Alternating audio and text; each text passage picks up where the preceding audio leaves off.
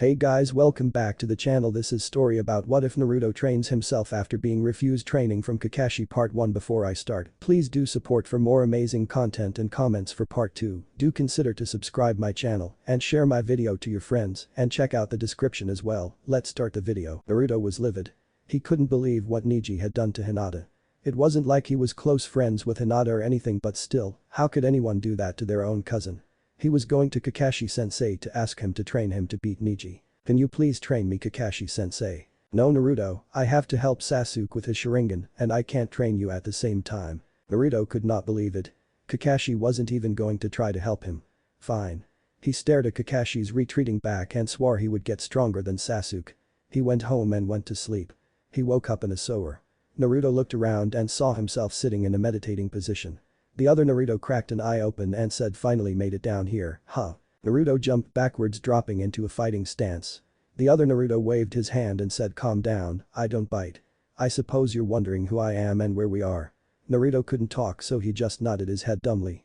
Okay, sit down, this is going to be a long story. Save your questions for the end, got it? It was more a statement than a question. At Naruto's nod he began. When you were around 5 years old, the pressure of trying to cope with everyone's hatred was starting to get to you. You were starting to go insane. Well, your subconscious took action and split your conscious mind into two halves. One half, you, was devoted to running your body, while one half, me, was dedicated specifically to dealing with all the hatred. Follow me so far? He didn't even wait for an answer and starting speaking again.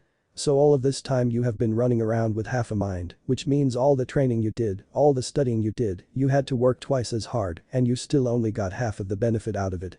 That is part of the reason you are so weak. Naruto jumped up and shouted, I am not weak. His other half calmly cut him off and said, you have done remarkably well with your handicap, but if you were whole you would be over twice as strong. I even know some cool jutsu I could teach you. Now Naruto was confused and asked, how could you know stuff I don't? His other self simply smirked and replied, well, dealing with the hatred of the villagers along with running your body is a considerable task. By itself, it requires a relatively small amount of attention. Down here, it's nothing to do and all day to do it. I simply started experimenting with hand seals, and trust me, with years of doing nothing but that, you're bound to come up with some good stuff. So could you teach me a bunch of cool jutsus, right? Can you show me them now? Naruto inquired eagerly. I can show you them, but as for teaching them, there's an easier way, but we'll get to that later. I know 2 techniques, but they're pretty sweet ones. With that inner Naruto got up and performed 7 seals and shouted earth, wind, and fire style. Flaming earth bullet no jutsu. Several burning earth projectiles the size of basketballs were launched out of his mouth and when they hit the ground, they exploded, sending blades of wind and burning earth shrapnel outward spherically. Whoa, that was the coolest technique ever. Naruto exclaimed. Inner Naruto smirked and said, the best part of it is the Sharingan can't copy it. Before Naruto could ask why, inner Naruto started to speak. The reason is because that was originally an 8 seal technique, but if you have good enough control you can drop a hand seal or 2 from some techniques. However, the downside to this is that it increases the probability that the technique will fail. But if you have very good control you can pull it off with the same amount of success as if you used all the hand seals. Now for the second technique. After performing 11 seals, inner Naruto called out earth and fire style. Lava river no jutsu. A torrent of lava came from his mouth, forming a river that swallowed up everything in its path. Naruto had stars in his eyes as he shouted, teach me those jutsus. No, came the reply from his inner self. Before Naruto could say anything, inner Naruto spoke. It's not that I want, it's just there's an easier way to do it. What is it? Naruto asked. Simple, we join. We become one mind again. This will give you the jutsus I know as well as catch you up on all of your back training. Naruto had the deer in the headlights look. Inner Naruto sighed. When you trained before, you only got half benefit. When we become one, all of the benefits you missed out on will come back in a hurry. Your control will go through the roof, you will become faster and stronger, and since your mind is no longer split, you will become smarter as well. What do you mean become one? What I mean is we will join to become a new person. There won't be a mere you anymore, there will be one new person that combines both of our patterns of thinking. If both of us feel strongly in opposite directions about something, the new us will balance out in the middle. If one of us feels strongly about something and the other one really doesn't care, the new us will incline toward whatever it was, but not as strongly as before. If both of us feel strongly about something, the new us will be even more strongly inclined in that direction.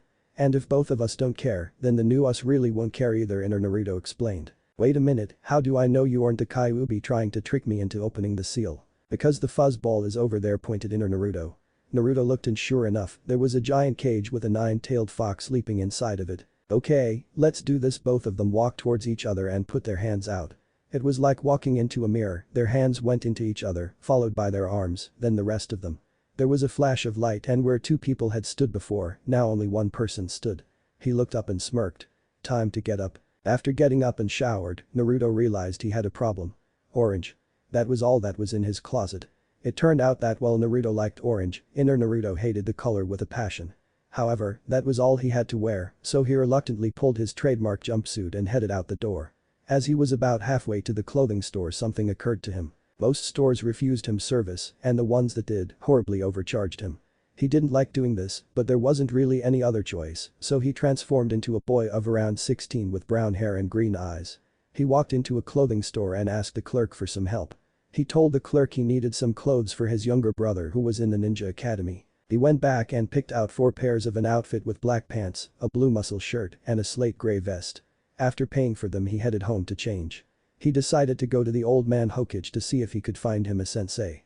Naruto burst into the Hokage's office and planted himself in front of his desk. "Yes, Naruto, can I help you?" the Hokage inquired. "Kakashi refused to train me. I was hoping maybe you could find someone to teach me. If you can, I'll teach you my own jutsu." Sarutobi laughed and said, "All right Naruto, I'll train you for the upcoming exam if you help me out with the paperwork, deal?" "Of course, old man. When can you train me?" "We can start tomorrow, but how about teaching me your own personal jutsus?" Sandaime said with a teasing smile. "Alright old man, out at training field 55 in 1 hour, I'll be there." 1 hour later Naruto was standing in the field with the Hokage and was starting his jutsu. Sarutobi was expecting something like the sexy no jutsu, but when Naruto performed the needed hand seals and call out earth and fire style. Lava river no jutsu and a river of lava 20 feet wide and 3 feet deep flowed from Naruto's mouth. The Hokage stared at Naruto in shock. Naruto took no notice of him and immediately started performing the second set of seals. Earth, wind, and fire style. Flaming earth bullet no jutsu. Sandaime's jaw was now on the ground as 12 flaming bullets came out of Naruto's mouth and destroyed a good section of the forest. "Where did you learn those techniques?" Naruto Sandaime managed to sputter out. Naruto told the Hokage about everything and at the end Sarutobi was nodding thoughtfully. Multiple personality disorder was a very common problem among ninja, but he had never seen anything like this before. Naruto showed him the seals and set the Hokage to practicing. His pride swelled as he was teaching the Hokage something. At the end of the day Sarutobi could perform both jutsu very well and Naruto was out of stuff to teach the Hokage. Tomorrow they would start his own training. When Naruto got there the next morning, the Hokage was already waiting for him. Sandaime held out a set of weights and a pair of black gloves with 1-inch spikes set in the knuckles. After putting on the weights, Naruto could hardly move. Sandaime ordered him to run 10 laps around Konoha. When Naruto came panting in, he was forced to do 500 sit-ups, push-ups, and pull-ups. After that they started working on his taijutsu stances and Naruto was surprised by all of the little things he was doing wrong and how different it felt to do them this way.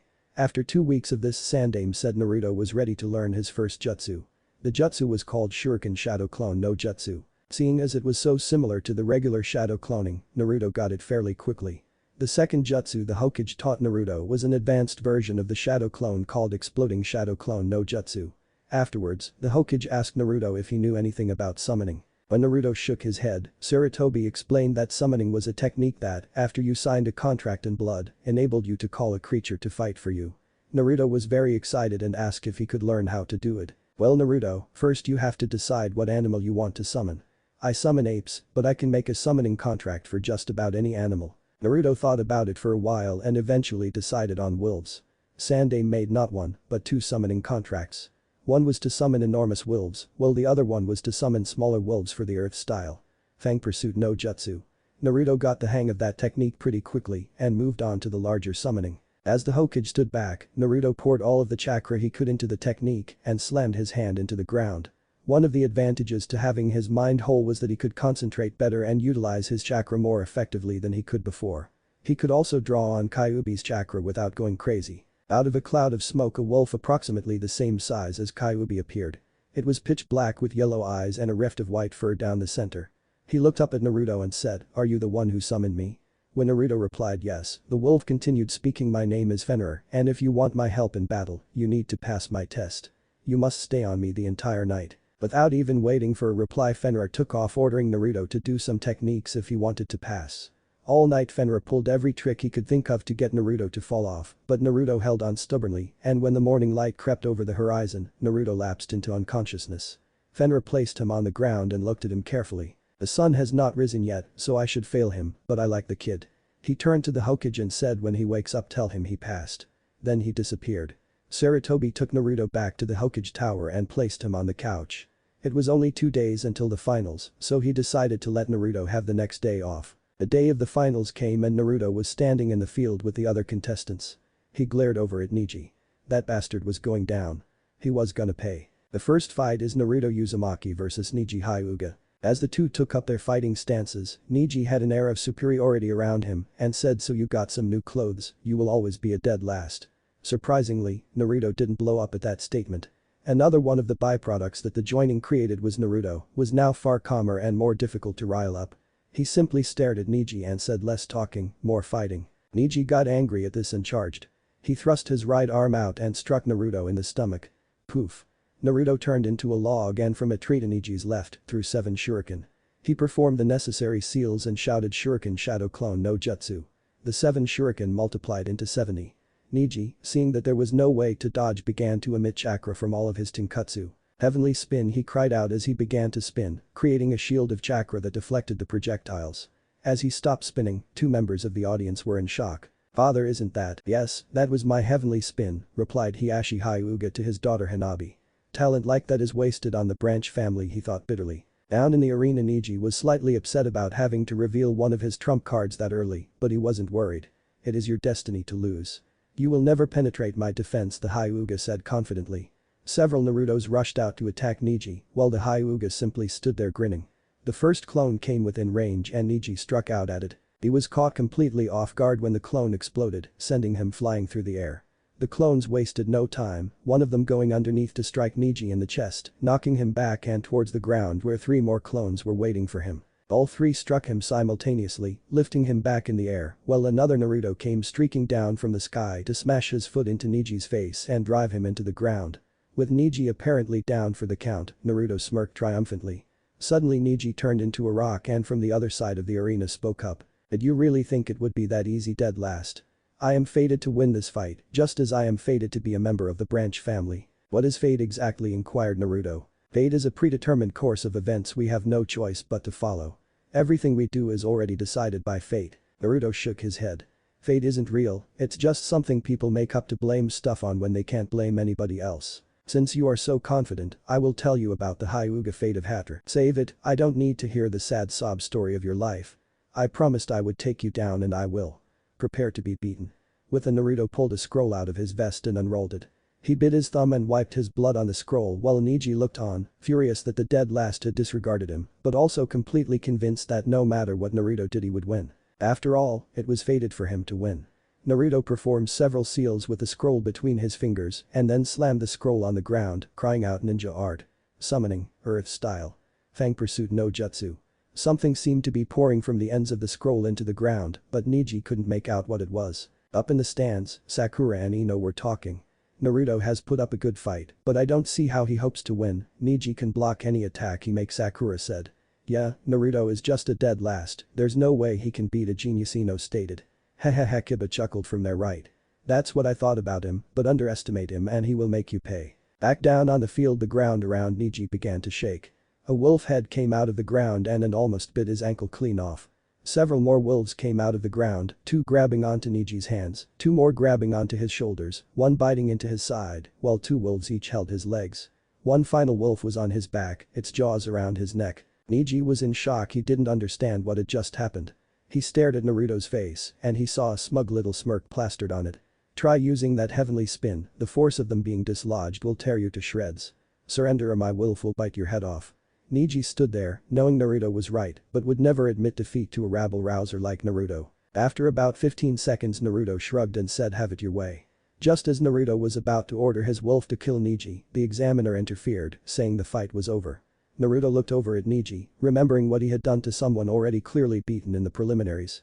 Naruto decided on just a little more payback. One of the wolves holding Neji's right leg let go and chomped him in his family jewels. Neji screamed and the wolves disappeared. Neji fell to the ground in agony as Naruto walked off the field and went to the balcony where the other fighters were waiting for their turn to fight. The people in the audience could not believe what Naruto had done to Neji. Many of the male members were holding their own privates in sympathetic pain for Neji. Tenten felt like going over and murdering Naruto, but the thought of what he had done to Neji kept her in check. Up in the balcony Naruto smirked and said justice is served. Sandaime watched Naruto very carefully from the cage's booth. Naruto had never been like that before. Then it hit him. When Naruto's mind had split, several of his darker emotions had been buried. Plus the fact that all the hatred from the villagers had been channeled straight onto inner Naruto. When the two minds merged, not only had the darker emotions that had been separated from Naruto's main mind come back, the bitterness from inner Naruto had also come back, so the new Naruto, while not evil, was far darker and more willing to hurt people than the original Naruto had been. Sakura looked at Naruto with more than a little fear in her eyes. She couldn't believe that Naruto would take joy in hurting someone. She shivered and turned her attention back to the floor of the arena. Down on the field, Sasuke had not shown up for his fight with Gaara. After conferring, the cages decided to move the match to the end of the round. Will Kankuro of the desert and Shino Aburam come down to the field? Kankuro said I forfeit. Very well. Winner. Shino Aburam. Will Tamari of the desert and Shikamaru Nara come down to the field? As Tamari rode down on her giant fan, Shikamaru mumbled about giving up. Unfortunately for him, Naruto overheard and decided that just was not going to do and shoved him down on the field. Shikamaru landed with a thud and simply lay there. The clouds are so nice. I could just lay here all day, were the thoughts running through his mind.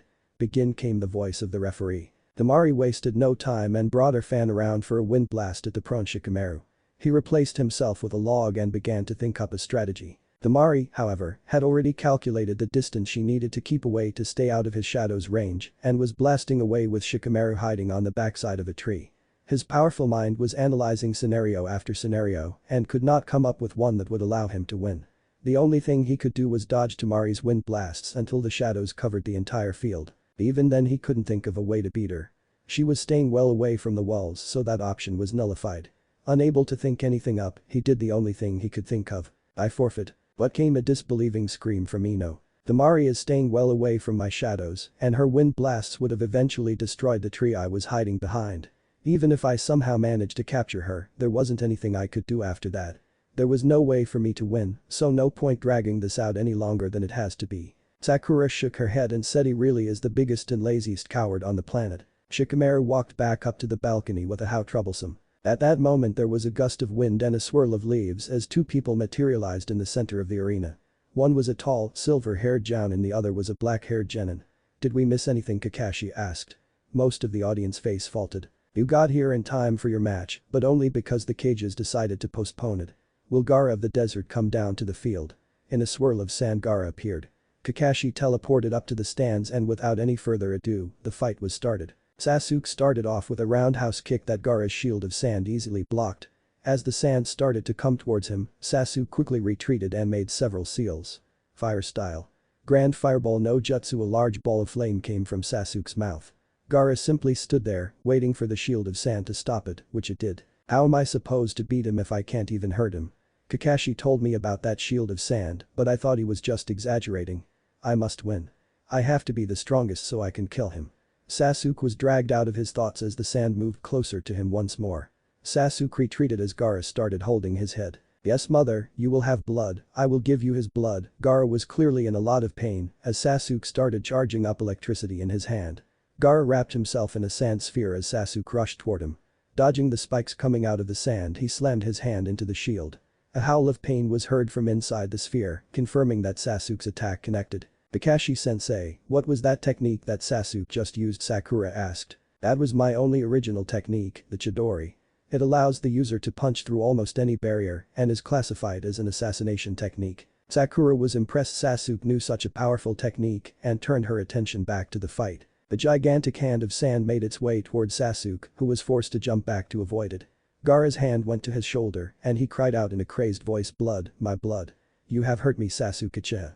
For this you will die. At Orochimaru's signal, Kabuto cast a sleeping genjutsu on the entire arena. All of the civilians and some unwary ninja were put to sleep. Naruto felt himself becoming sleepy and realized it was a genjutsu, but also realized he didn't know any way of countering them. Then he remembered an old academy lesson about genjutsu that in passing said if you suppressed your chakra, the genjutsu wouldn't have anything to anchor itself to and you could break it. No time like the present, he muttered as he suppressed his chakra. The Jinjutsu wavered and he pushed his chakra down even farther. Success. The Jinjutsu broke and he was free from its effects. He heard a loud explosion coming from the other side of Konoha. The invasion had begun. Naruto rushed out of the stadium following Gaara and Sasuke, who he saw leaving as well. He joined with Shikamaru and Shino as they too followed the other genins to the battlefield. As they were going into the forest, they were intercepted by several sound ninjas. Go on ahead, I'll hold them. Naruto summoned a 10-foot-tall wolf and ordered it to help Shikamaru as he and Shino raced ahead. Shikamaru stared down 4 sound ninja with a wolf by his side. Before they had a chance to do anything, Shikamaru threw down a smoke bomb, and while they couldn't see, he got them all in his shadow bind and let the wolf do the rest of the work. In under 10 seconds 4 sound ninjas' throats had been torn out as Shikamaru released them a second before the wolf plowed into them. Thank you for your help, Shikamaru said to the wolf. She nodded and disappeared in a puff of smoke. As the sound and sand forces broke through the wall on the other side of Konoha, they were shocked to find nobody there. A giant hand interrupted their musings as they saw a man that towered over the city facing them. Ah, feels good to be part of the old team again, doesn't it, Shikado? The large man boomed. Sure does, Chaozu replied, a tall, scarred man with pineapple-shaped hair, as he used the shadows to form a hand and break a sound ninja's neck. Your turn, Anachi, he called out, and a man with blonde hair and a ponytail nodded and started forming seals. Seconds later, one of the sand ninjas turned and attacked his comrade. A short distance away things were not going so well. The leaf ninja were trying everything they could think of to stop the summoned snakes, and nothing was working. As a large 3-headed snake continued to plow through anything in its path, a large toad dropped out of the sky, crushing it under the enormous weight. The leaf ninja looked up to see an oddly dressed man with white hair and a long, spiky ponytail, doing a strange dance on top of the toad. It is I, the legendary Ladies Man Jiraiya, author of the world-famous Come Come Paradise, who has come to help you in your hour of greatest need. The assembled ninja stared at him blankly for a moment before returning to the battle. In the forest, Sasuke was again facing Gaara, who had gone into his mini Shikaku state. He was now covered in sand, taking on a grotesque appearance. Sasuke had already tried a Chidori on him and hadn't done much. Sakura, ever the devoted fangirl, had followed Sasuke and was rewarded with Gaara slamming her into a tree with sand and slowly suffocating her. As Naruto and Shino raced through the forest, they ran into some problems. Namely Kankuro. You go on ahead, Naruto said Shino in his expressionless voice. We still have to fight one another, he said to Kankuro. I won't forfeit this time, Kankuro replied as he unwrapped his puppets. Naruto moved out as the two prepared for battle. Kankuro started things off as he disassembled his puppet and sent blades flying at Shino. They struck and Kankuro smirked before Shino exploded in a shower of bugs that climbed all over Kankuro's puppet. As they began to eat at the chakra strings he used to control his puppets, Kankuro realized he had to do something quick or he would lose his puppet. Then he realized he had bigger problems. Shino had gotten close to him and sent a swarm of chakra-eating bugs all over him. They began to suck his chakra out of him and he knew he had lost this battle. Shino left him there not unconscious but close to it and almost completely drained of chakra. At that same time the Hokage and Orochimaru were fighting on the roof. Orochimaru's Sound 4 had formed a barrier that trapped the two of them inside and prevented anyone else from interfering in the fight. The two engaged in hand-to-hand combat until Orochimaru pulled out his sword of the grass cutter. Sandaime had to dodge Orochimaru's sword because if it hit him, the poison on it would be deadly. Sandaime ducked under a swing and with an elbow to the gut forced Orochimaru back. He wasted no time in performing the summoning jutsu and the king of monkeys, Enma, appeared. He immediately transformed into his diamond staff form and the Hokage picked him up. The two rushed at each other again, trading blows and blocks. When the two separated, Orochimaru spoke. Sarutobi, I have discovered the secret to immortality. With that he pulled the skin off his face revealing a woman's face. Do you like it, sensei? All I did was take the Yamanaka clan's most basic technique and alter it into a permanent technique. Ingenious, no. The Hokage looked on in horror, sickened at what his student had become. Orochimaru laughed and began making seals. Fire Dragon Blast, Orochimaru shouted as a dragon of fire came from his mouth. Earth style. Earth Wall no Jutsu, the Hokage countered and the dragon hit the wall and harmlessly dissipated. Orochimaru then began one of his most sickening techniques. Resurrection to impure world. As 3 coffins rose up, each one having a number on it, the Hokage realized what Orochimaru was doing. As his mind raced through jutsus to counter it, one of the techniques Naruto had taught him came to mind. His hand swiftly moved through the seals and he shouted earth, wind, and fire style. Flaming earth projectile no jutsu. 12 bullets came out of his mouth, 4 headed for each coffin. The bullets hit the coffins and exploded, destroying them before Orochimaru could finish the technique. Orochimaru screamed in rage and charged the Hokage, slashing downwards with his sword. The Sandaime skillfully blocked with the diamond staff and thrust the end forward.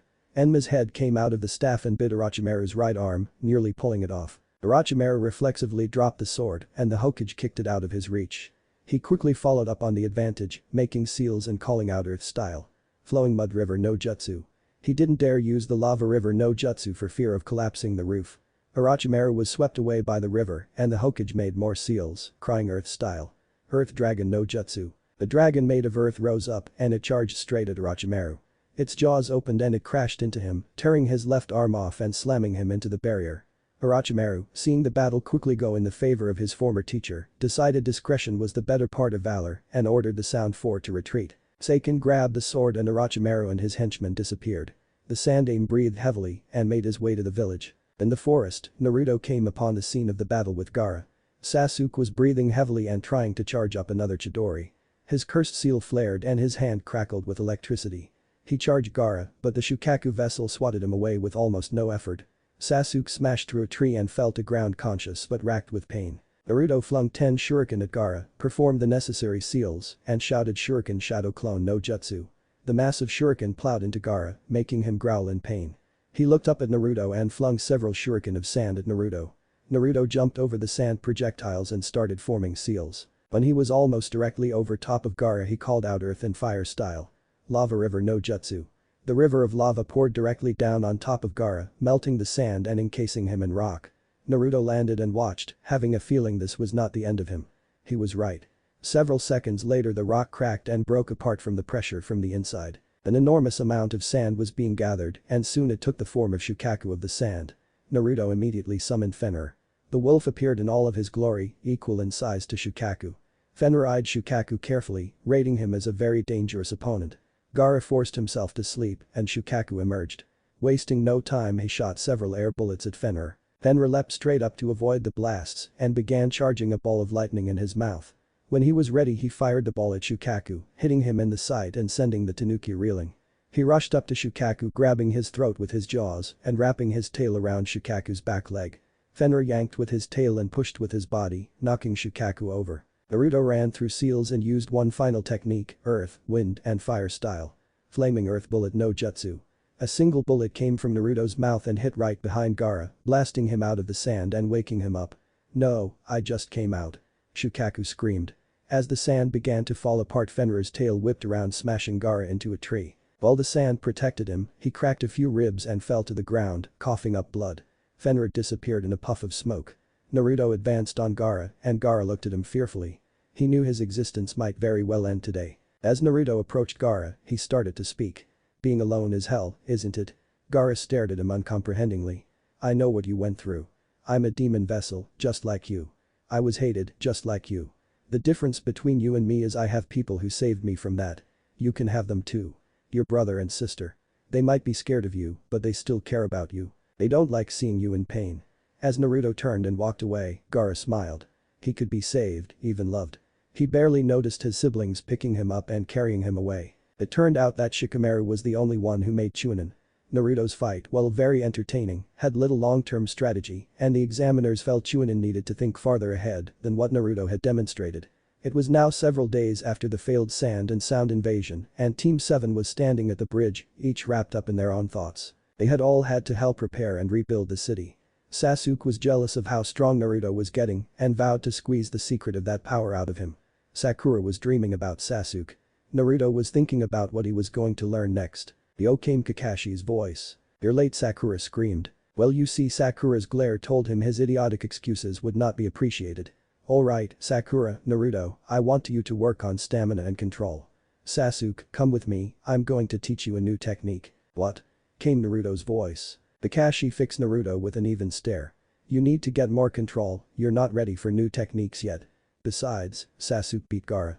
As a reward, he is being taught new techniques. If you had beaten Gaara, I would be teaching you new techniques. That's just the way it works." While Naruto trembled with rage, Sasuke's jealousy was immediately extinguished. He was thinking, what is Kakashi talking about? Naruto used 2 multiple elemental techniques and was able to summon, and Kakashi says Naruto needs to get more control. "I didn't beat Gaara, Naruto did. Didn't he even read the reports on what happened? What is wrong with him?" As Kakashi started speaking again, Naruto cut him off. "Did you even bother to review my fights? Or did you just automatically assume you knew what happened?" Kakashi crossed his arms and stated, Naruto, you may have beaten Neji, but you still have more to learn. You can't rely on your special chakra all the time. By this point Naruto was visibly shaking, trying to keep himself from attacking Kakashi, while Sasuke and Sakura were wondering what the special chakra Kakashi was talking about was. Naruto looked up and said, I quit. Ignoring the shocked expressions on his teammates' faces, he turned around to see Kakashi standing in front of him. What is the meaning of this, Naruto? Naruto looked up and said, I quit and I don't answer to you anymore. Out of my way. With that, Naruto walked around Kakashi and headed straight to the Hokage's tower. Kakashi turned to Sasuke and Sakura. What was that all about? When Sakura explained what had happened during the fight with Neji and Sasuke told Kakashi what Naruto had done in the battle against Gaara, Kakashi felt an enormous load of guilt settle on him, mixed with anger. Who could have taught Naruto those kinds of techniques? That was far too much power for a mere genin. He couldn't think of anyone with a summoning contract for wolves. Then it hit him, there was no summoning contract for wolves, which meant that someone had made one for Naruto. The only person in the entire village he knew that could make summoning contracts was the Hokage. So Naruto had gotten the Hokage to train him.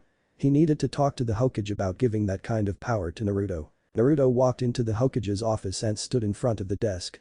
Yes, Naruto, can I help you? The Hokage inquired. I want to change teams.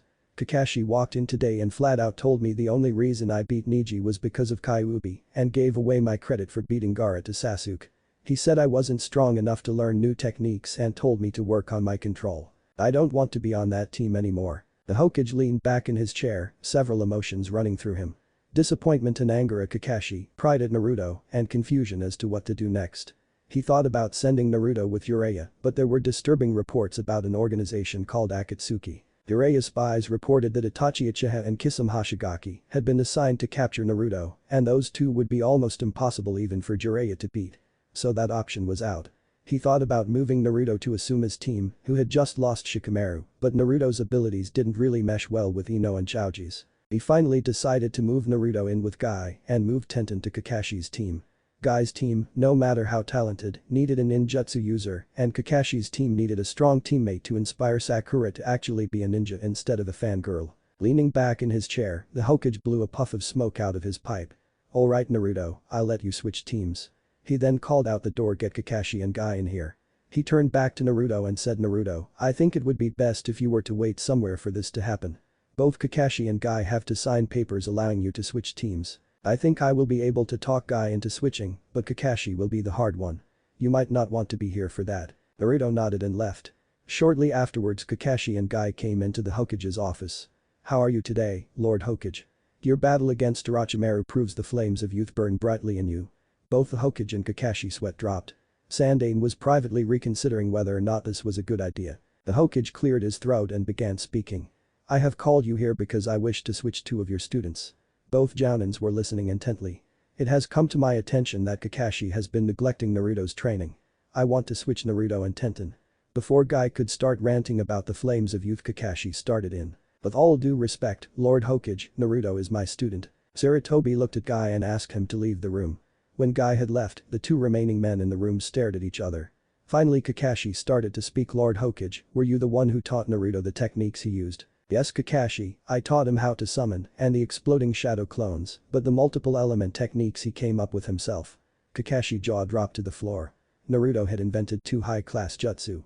Before he could say anything the Hokage continued, Naruto told me you refused to help him for the finals, so he came to me asking me if I could find a sensei for him. I decided to teach him myself and he taught me the two techniques he invented, one of which saved my life in the fight against Orochimaru. He beat Neji and Gaara and you don't even bother to find out what happened and immediately hand victory over to the Uchiha.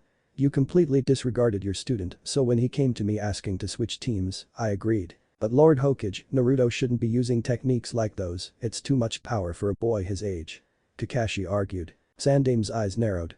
I notice you didn't have any problems teaching Sasuke a B-ranked assassination technique, who are you to say what is too much power? That was to prepare him for Gaara.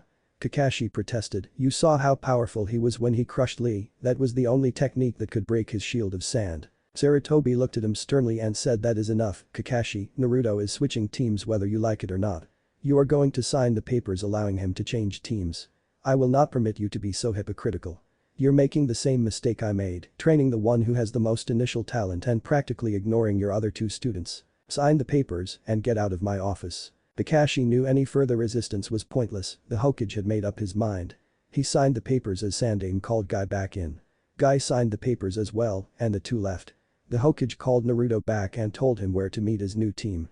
Naruto nodded and left to go meet his new sensei. As Naruto approached the field he saw Neji standing there with Guy.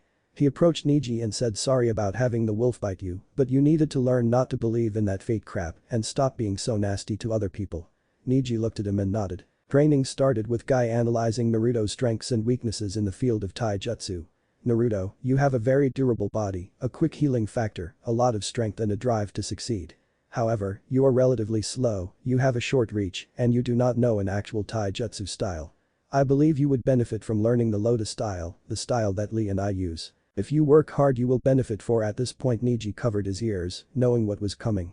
Naruto was not so fortunate. You are burning with youthful power. Once Naruto could actually hear again, Guy instructed him on the training exercises he was going to do. Guy doubled Naruto's weights and had him run 50 laps around Konoha. Neji smirked, knowing this was only the beginning of the insane training Guy was going to put Naruto through. When Naruto came in he was ready to collapse, but Guy set him to work punching a log 1000 times with each arm and kicking the log 1000 times with each leg. At the end Guy allowed Naruto to rest a little bit. While resting Naruto thought of something and voiced it to Guy. Is it possible to use the Lotus without the bandages that Lee wears? I nodded. It is possible, but it is harder to learn how to do it. If you can master it, it will be the same as the original Lotus style. At this point Neji left saying he had to meet his uncle for training. Afterwards Naruto spoke to Guy. Guy-sensei, about Lee at this point Guy was all ears. How bad is it? Guy sighed. Lee's spine has been crushed. Any attempt to repair the damage and the bone fragments could sever his spinal cord. Naruto nodded thoughtfully. Then he spoke. Guy-sensei, Kyuubi's chakra has some very powerful regeneration capabilities. If I had a medic there to help me control it, I might be able to keep Lee alive during the operation. Guy looked stunned for a moment before grabbing Naruto and racing off to the Hokage's tower. When Guy explained Naruto's plan to the Hokage, he conceded it might work but would be obscenely risky. He decided to leave the decision up to Lee. Guy told Lee about Naruto's burden and Naruto's plan to help him. Lee started sobbing about the flames of youth and how Naruto was overflowing with them. He enthusiastically agreed to the operation. It took almost an entire week to get everything set up. The Hokage and 2 medics would be helping control the flow of the Kyuubi's chakra. They drew an advanced seal on Lee's chest to allow his body to accept the chakra without destroying itself. As Lee was put to sleep Naruto was brought in. With the Hokage behind him and 2 medics on either side of him, each holding onto him to suppress the flow of chakra if it got too high, Naruto placed his hands on the seal and began flowing the Kyuubi's chakra into Lee's body. As the red chakra flowed from Naruto into Lee the medics began to work, cutting open Lee's back and searching for the bone fragments. Naruto struggled to maintain a steady flow of chakra and he finally settled for constantly pushing more than was needed, counting on the Hokage and the medics to tone down the flow. The operation went swiftly and without mishap, and at the end Naruto collapsed to the floor, exhausted from using and trying to control that much of Kyuubi's chakra. The next day Naruto and Guy went to visit Lee and discovered he was back to his usual self, ranting about the flames of youth and how he would do extra training to make up for the time he lost. Naruto quickly left when Guy and Lee began to hug each other, crying out Guy-sensei Lee. There are some things the human mind is not meant to handle. While Lee was recovering, Naruto and Guy continued working on the Lotus style. Naruto was doing fairly well until he tried to open the first celestial gate. As he opened it he felt the massive boost of chakra, power, and speed Guy had described. Then he felt the sinister chakra of the Kyuubi flood his system. Arg! Naruto screamed. It felt like he was being shredded from the inside out. He lasted a moment longer before collapsing due to the pain. The chakra aura around him disappeared and Guy rushed him to the hospital. Naruto was found to be exhausted, but any damage he had taken the Kyuubi had already healed. Outside of Naruto's room, Guy and the Hokage spoke in low tones. When Guy explained what had happened the Hokage nodded and began to speak. Opening the gates not only sent a sudden surge of his own chakra through him, it also sent a flood of Kyuubi's chakra through him. His body can't handle that kind of power rushing through him so suddenly. Guy solemnly spoke. It seems he will never be able to learn the Lotus style. When Naruto woke up, Guy informed him of this fact. Naruto was torn with conflicting emotions. Sad that he couldn't learn such a powerful style, and strangely, happiness. Naruto had never felt completely comfortable using the Lotus style because he felt it was the commoner's equivalent of the gentle fist. The Lotus was Lee's style and Lee's style alone, and using it felt like cheating Lee out of the one thing he was good at. Naruto had very little time to ponder all of this, however, as he and Guy were summoned to the Hokage's tower. When they got there, the Hokage assigned the two of them a mission to check up on Wave Country and collect the rest of the payment owed for the mission to protect the bridge builder. Only the two of them needed to go on it, with Lee still recovering and Neji training with his family. The two set off and arrived in Wave Country a few days later. During the trip, Naruto had told Guy about the mission he had went on and how it had changed his view of being a ninja. When they got to Wave Country, Naruto asked for some time alone to visit Haku and Zabuza's graves. When he got to the graves, he saw a strange man kneeling in front of them. He had shoulder-length black hair and was wearing a brown shirt and gray pants. "What are you doing here?" Naruto calmly asked. The man turned around, revealing striking black eyes. "I am the maker of the swords of the seven swordsmen of the mist. I am paying my respects to Zabuza." "Why are you here?" "I was at the battle where Zabuza was defeated." Naruto then explained the whole story of the battle to the man. The man looked at Naruto, seeing honesty, courage, and integrity written on his features. He made a split-second decision that would change Naruto's life forever. "Would you like me to make you a sword?" Naruto was stunned by the offer, but quickly recovered. "I would like that very much, but I don't want a sword as large as I am like Zabuza's." "Very well, come with me." Naruto left a note that told Guy he was leaving for 2 weeks and he would return at the end of that time. Naruto didn't know what made him trust the man so easily, but he sensed the man was honorable. When they got to the man's temporary workshop, he gave Naruto a sword and set him to practicing some basic sword routines while he worked. 4 days later, he emerged with a sword that was 4.5 feet long, with a foot-long handle and a 3.5-foot blade. The blade was straight and sharpened on both sides, about 3 inches wide at the base, and maintaining that length most of the blade, narrowing at the end. The man held up a sword for Naruto to see, but he wouldn't let him touch it. "Before you take this blade, you have to realize something about it. The swords I forged were unique in that they took a person's elemental spirit and attributed it to the sword. Each person has an element they correspond with, be it earth, wind, fire, lightning, or water. If you are heavily attributed to an animal, it will also take some characteristics from the animal and place it in the sword. You must perform a forbidden jutsu to seal some of your soul into the blade." With that, he turned and walked back into the shop, motioning Naruto to follow him. He placed the sword in the middle of a seal and showed Naruto the hand seals for the technique. There were over 40 of them, and if you did just one of them wrong, you would die. Naruto spent the next day practicing the hand seals, and at sunset he felt he was ready to do the technique. There was no name for the technique, but it didn't really need one. Naruto performed the hand seals and slammed his palms down on the sword. There was a vortex of chakra and a flash of light. When the light died down, Naruto looked at the blade. Woe was the only thing he could muster. The blade was pure black and had several downward-facing notches on either side of the blade, making it look like a bolt of lightning. It was still 3 inches at the base, but the notches narrowed it until it reached the point. There were words on the hilt. When Naruto looked closely, he was able to discern the name of the sword. Black Lightning. As Naruto stared, the swordmaster tried to pick up the blade. A blast of lightning came from it, delivering a rather hefty shock. At Naruto's surprised look, he explained, "Each of the swords has a defense mechanism to stop other people from using them." Naruto looked confused and asked why he could pick up Zabuza's sword after the battle. The man shrugged and said Zabuza never did the ritual you did. He attacked the Mizukage and fled before the sword was finished. Naruto had no response to that and began to examine his sword more closely.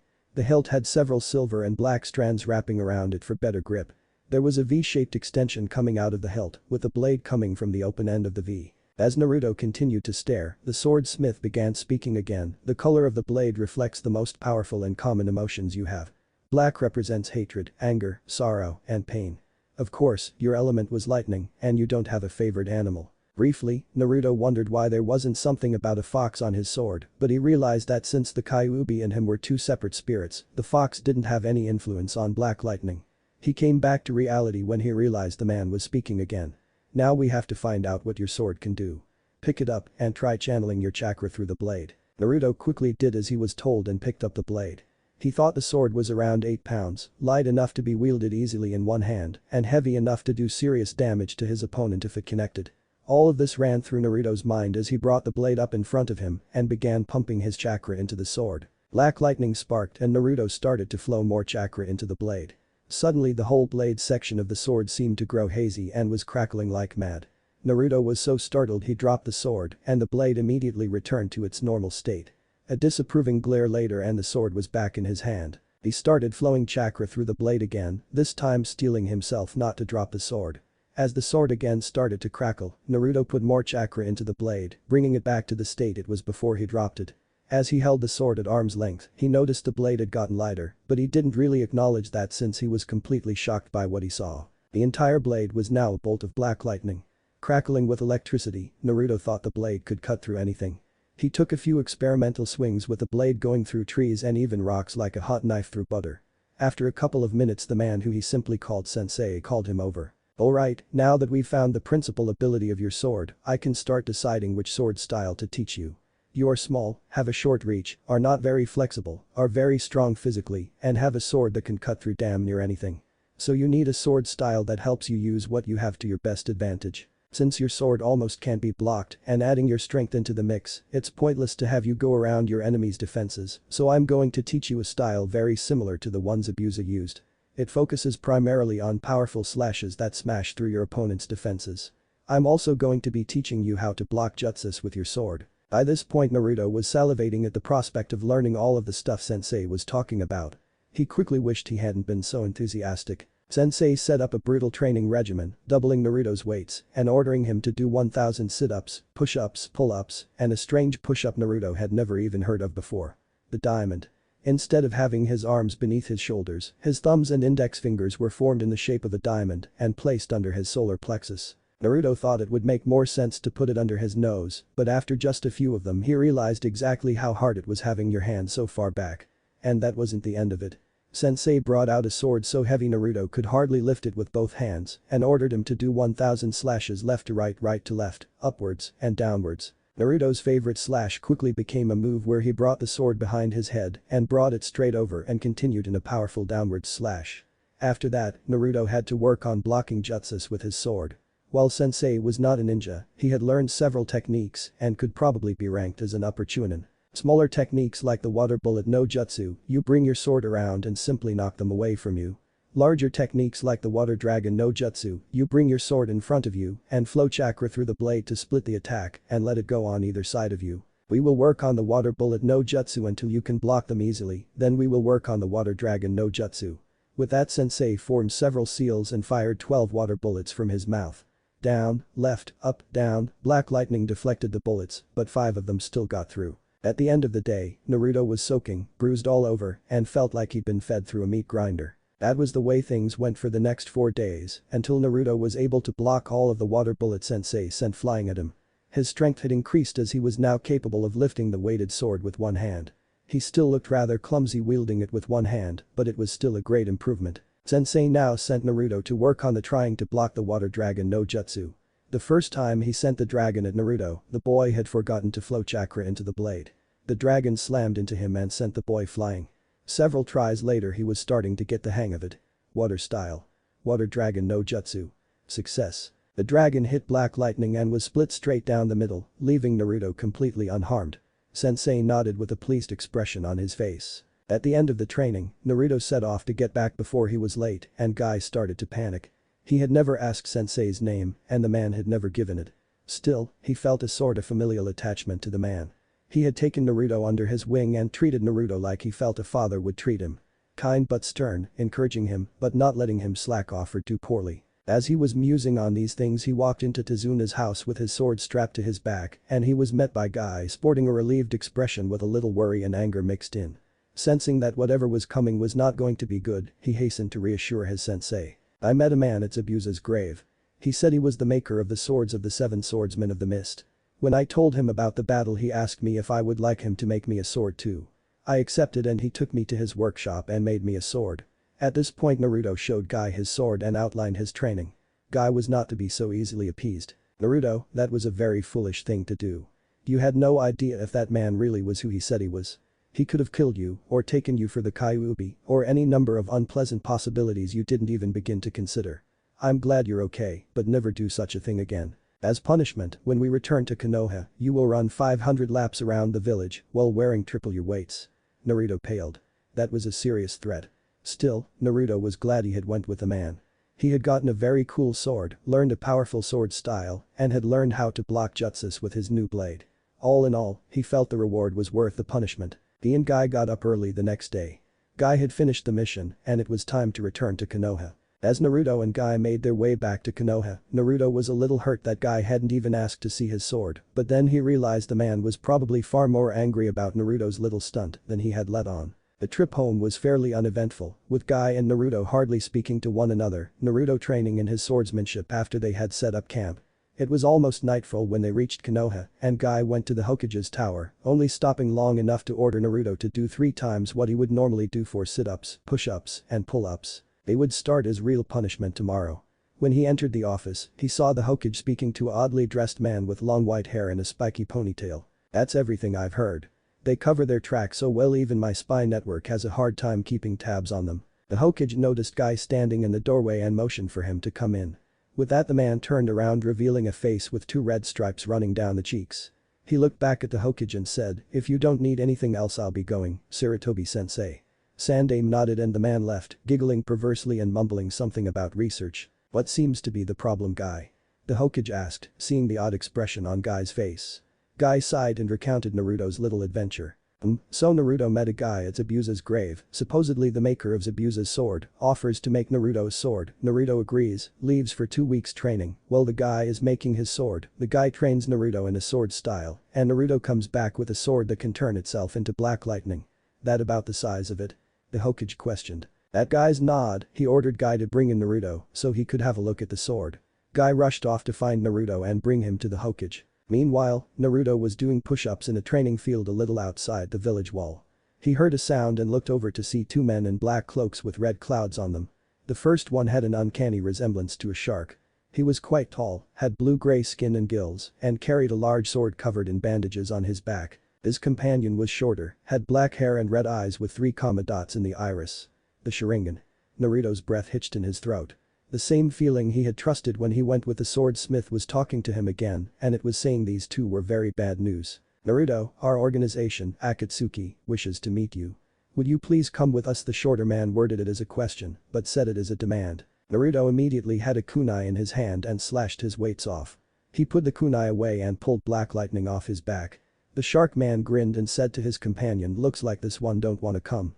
How about I cut his legs off before we bring him in?" But that he pulled his own sword off of his back, letting the bandages fall away to reveal what was quite possibly the oddest weapon Naruto had ever seen. It was around the same size as Zabuza's sword but was covered in shark-like scales. Naruto realized he was probably outmatched and sent out a large pulse of Kyuubi's chakra, hopefully sending a signal that something was wrong. Naruto channeled chakra through the blade and it turned into the black lightning it was named for, causing the shark man's grin to widen. "What do you know, the kid has a pretty neat sword. Let's see if it's a match for mine." So saying he leapt towards Naruto, bringing the sword down in a powerful slash. Naruto brought black lightning up to block and hopefully cut the man's sword in half. As the 2 weapons struck, the black lightning of Naruto's blade hammered into the strange sword. However, Naruto noticed something odd. Even as it was sinking into the other blade, the lightning was beginning to dissipate.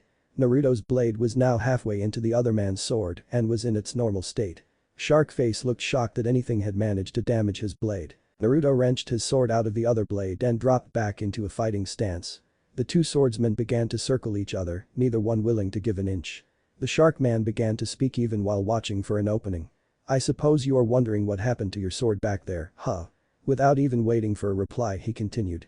"My sword is called Samahata. It has the ability to eat chakra. So when our swords collided, your sword cut into mine while mine ate the chakra in yours." Now Naruto was getting worried. It didn't take much chakra to maintain the lightning, but activating it required a fair amount. With the guy's partner standing on the other side of the field, he couldn't afford to activate the lightning over and over again. He decided to leave the sword in its normal state and try to stall for time until some help arrived. Just as Naruto decided on his course of action, Sharkface attacked, bringing his sword from left to right at Naruto's waist level. Naruto shifted his sword downward to block, but the man was so much bigger and stronger than him, he found himself pushed back by the force of the blow. The man slashed at his chest, and again Naruto blocked, however, the power behind the swing knocked him off his feet and sent him backwards. Naruto rolled backwards and came up in a ready stance. Naruto knew he couldn't afford to put his sword away to use any jutsu, because as soon as he didn't have his sword to protect himself from the man's strikes, he was finished. Sharkface was grinning confidently, and Naruto couldn't blame him. The strange man had years more experience in sword fighting than Naruto did, was bigger, stronger, and faster, and he knew it. As he parried another blow, Naruto knew if help didn't arrive soon, he was going to lose. As Naruto was knocked off his feet again, 4 figures dropped to the ground in between him and the other 2. As he struggled to his feet, he recognized the Hokage, Guy, and Kakashi, but he couldn't recognize the other one. All he could see was his back and he had a long, spiky ponytail. As the four Konoha ninja dropped into battle positions, the man with the Sharingan spoke up. "Kiss him, we must retreat. We can't take on all four of them at once." As the shark man went back to his partner, the man's Sharingan eyes closed. When he opened them, there was a three-pointed shuriken in his eyes. Before anyone could say or do anything, he locked eyes with Naruto. Instantly the world around Naruto turned black and red. He was surrounded by multiple copies of the man and was tied to a post. Before he could come to grips with what was happening, he heard a voice. "In here, I control everything," came from one of the clones. "Let us begin," said another one. With that, they all began stabbing knives into Naruto's body and he screamed in sheer agony. "For 72 hours you are mine to do with as I wish." After 24 hours of being stabbed, Naruto's torture shifted to being alternately burned and drowned. After 24 hours of that, the man came up with the worst torture yet. All the hate of the village, everything mean that had ever been said or done to him, the man dredged up and forced him to relive. Out in the real world, Naruto simply collapsed, screaming his lungs out. Guy started to rush the two men, but the Hokage held him back. "Guy, taking care of Naruto is more important than chasing them right now. We have to get him to a hospital." I stopped struggling, seeing the sense in Sandame's words, and watched angrily as the two men disappeared into the forest. Kakashi picked up Naruto and tried to grab his sword, but a quick jolt of electricity persuaded him to drop that idea. Guy explained Naruto's sword was made by the man who made the swords for the 7 swordsmen of the mist. Each sword has a defense mechanism to stop other people from using them. But that guy wrapped Naruto's hand around the sword and lifted it up, carefully laying it on Naruto's stomach. Then everyone moved back to Konoha with Kakashi and Guy carrying Naruto, Jiraiya, making sure Itachi and Kisame didn't come back for another try, and the Hokage leading the way. As they burst into the hospital, Naruto was taken to a room and a 24-hour ambush guard was set up. I looked in forlornly on his student, the sword still by his side, hoping he would be okay. 2 days later, Guy, Lee, and Neji were sitting in Naruto's room, looking for any sign of consciousness from the young genin. Little did they know that inside Naruto's mind, he was about to face his demon for the first time. Naruto woke up in a sewer. His body hurt all over, and the hatred of the villagers was still fresh on his mind. He managed to get up and start walking down the hall. He noticed several doors along the walls and, curious as to what they were, walked over to one and opened it. "Stay away, demon." Instantly Naruto slammed the door shut. So, these were his memories. Not the most pleasant things in the world, to be sure. He remembered they weren't here when he had visited last time and concluded that that guy with a weird Sharingan had drug his memories closer to the surface. "If I ever get my hands on that guy, I'll shove black lightning up his ass." While he was inventing numerous slow and painful ways to torture the guy, he failed to really watch where he was going. He was dragged out of his thoughts when he realized he had walked up to a large cage. A pair of great glowing red eyes appeared and Naruto immediately understood what that meant and hurled himself away from the cage, just as several giant claws came hurtling out at him in between the bars of the cage. "I want to eat you, but this damn seal always stops me." "So you're the great Kyuubi, You don't look like much." "Ah ha ha ha ha ha ha ha. Why don't you come close to the seal and we'll test that bravado." "No need. I mean, how scary can a stuffed animal be?" With that, the cage turned into a baby's playpen, with Kyuubi being in the pen with several other cute animal toys. To top it all off, everything was pink. The change only lasted a second, but when it ended, Kyuubi was shivering. Naruto smirked at Kyuubi's obvious terror, and as the great demon began to regain composure, it spoke in a voice that could freeze hell over. "Don't ever do that again. What will you give me? Are you threatening me?" Kyuubi roared. Naruto calmly replied, "If I am, what are going to do about it?" "Out, out, out, out, out, out, ood." Kyuubi screamed as he shoved Naruto's mind out into the real world. Naruto woke up laughing his ass off. Guy, Lee, and Neji were all shocked to say the least. Here was a kid who had been subjected to the ultimate torture of the Mangekyo Sharingan, and he wakes up laughing. Guy was afraid that the Tsukuyomi had somehow permanently damaged Naruto's mind. Lee's and Neji's thoughts were running in the same direction. After calming down, Naruto told Neji about the Kyuubi and explained what had happened. They all shared a good laugh at the demon's misfortune before Neji went off to find a doctor. When the Hokage heard that Naruto had woke up, he rushed to the hospital to find Naruto, explaining what had happened to Guy. Then I looked up and you, the Hokage, Kakashi, and some other guy I've never seen before dropped down in front of me. Then that guy turned his eyes into something weird and I'm tied to a post while he stabs me." The Hokage cleared his throat and as Naruto and Guy's attention focused on him, he began to speak. "Naruto, I would like you to tell me everything from when you found the man near Zabuza's grave until you just woke up." Naruto nodded and began his story. "So you now have a sword that is the equal of almost any sword in the world and you need a good instructor to help you learn more swordsmanship." Naruto nodded. No matter how good your instructor, there's only so much you can learn in 2 weeks. The Hokage leaned back in the chair he was sitting in and sighed thoughtfully. We don't have many swordsmen in Konoha, never have really. We're not like the Mist with their huge sword tradition. We used to have a fairly good swordsman named Hade, but he was killed shortly before the Sand and Sound invasion. I believe the Mitters have a weapons shop and their daughter Tenten is a weapons specialist. She may be able to help you out. Naruto nodded, he had seen the girl fight in the Chunin exam preliminaries and while she preferred thrown weapons, she was supposed to be no slouch with melee weapons either. Naruto made to get off the bed but was quickly made to lie back down by the Hokage, who ordered a day of rest and observation to make sure there were no lingering effects from the Tsukuyomi. Naruto protested, but his pleas fell on deaf ears. The next day Naruto was released and went straight to the Mitter's weapon shop. After receiving the usual cold glare he was asked what he wanted. When he replied he wanted to see Tenten he was told she was training with Neji. Naruto thanked them and left, their glares boring holes in his back. Tenten and Neji still training together, huh? They're not on the same team anymore, but whatever works for them. When Naruto got to the training grounds Neji and Tenten frequented he saw Tenten throwing weapons at Neji, who was blocking them using the heavenly spin. He called out to them and they turned to see him running towards them. He came up to them panting and asked Tenten, I got a sword and was wondering if you could teach me some moves in using it. I'm already fairly good at it, but I need to learn more.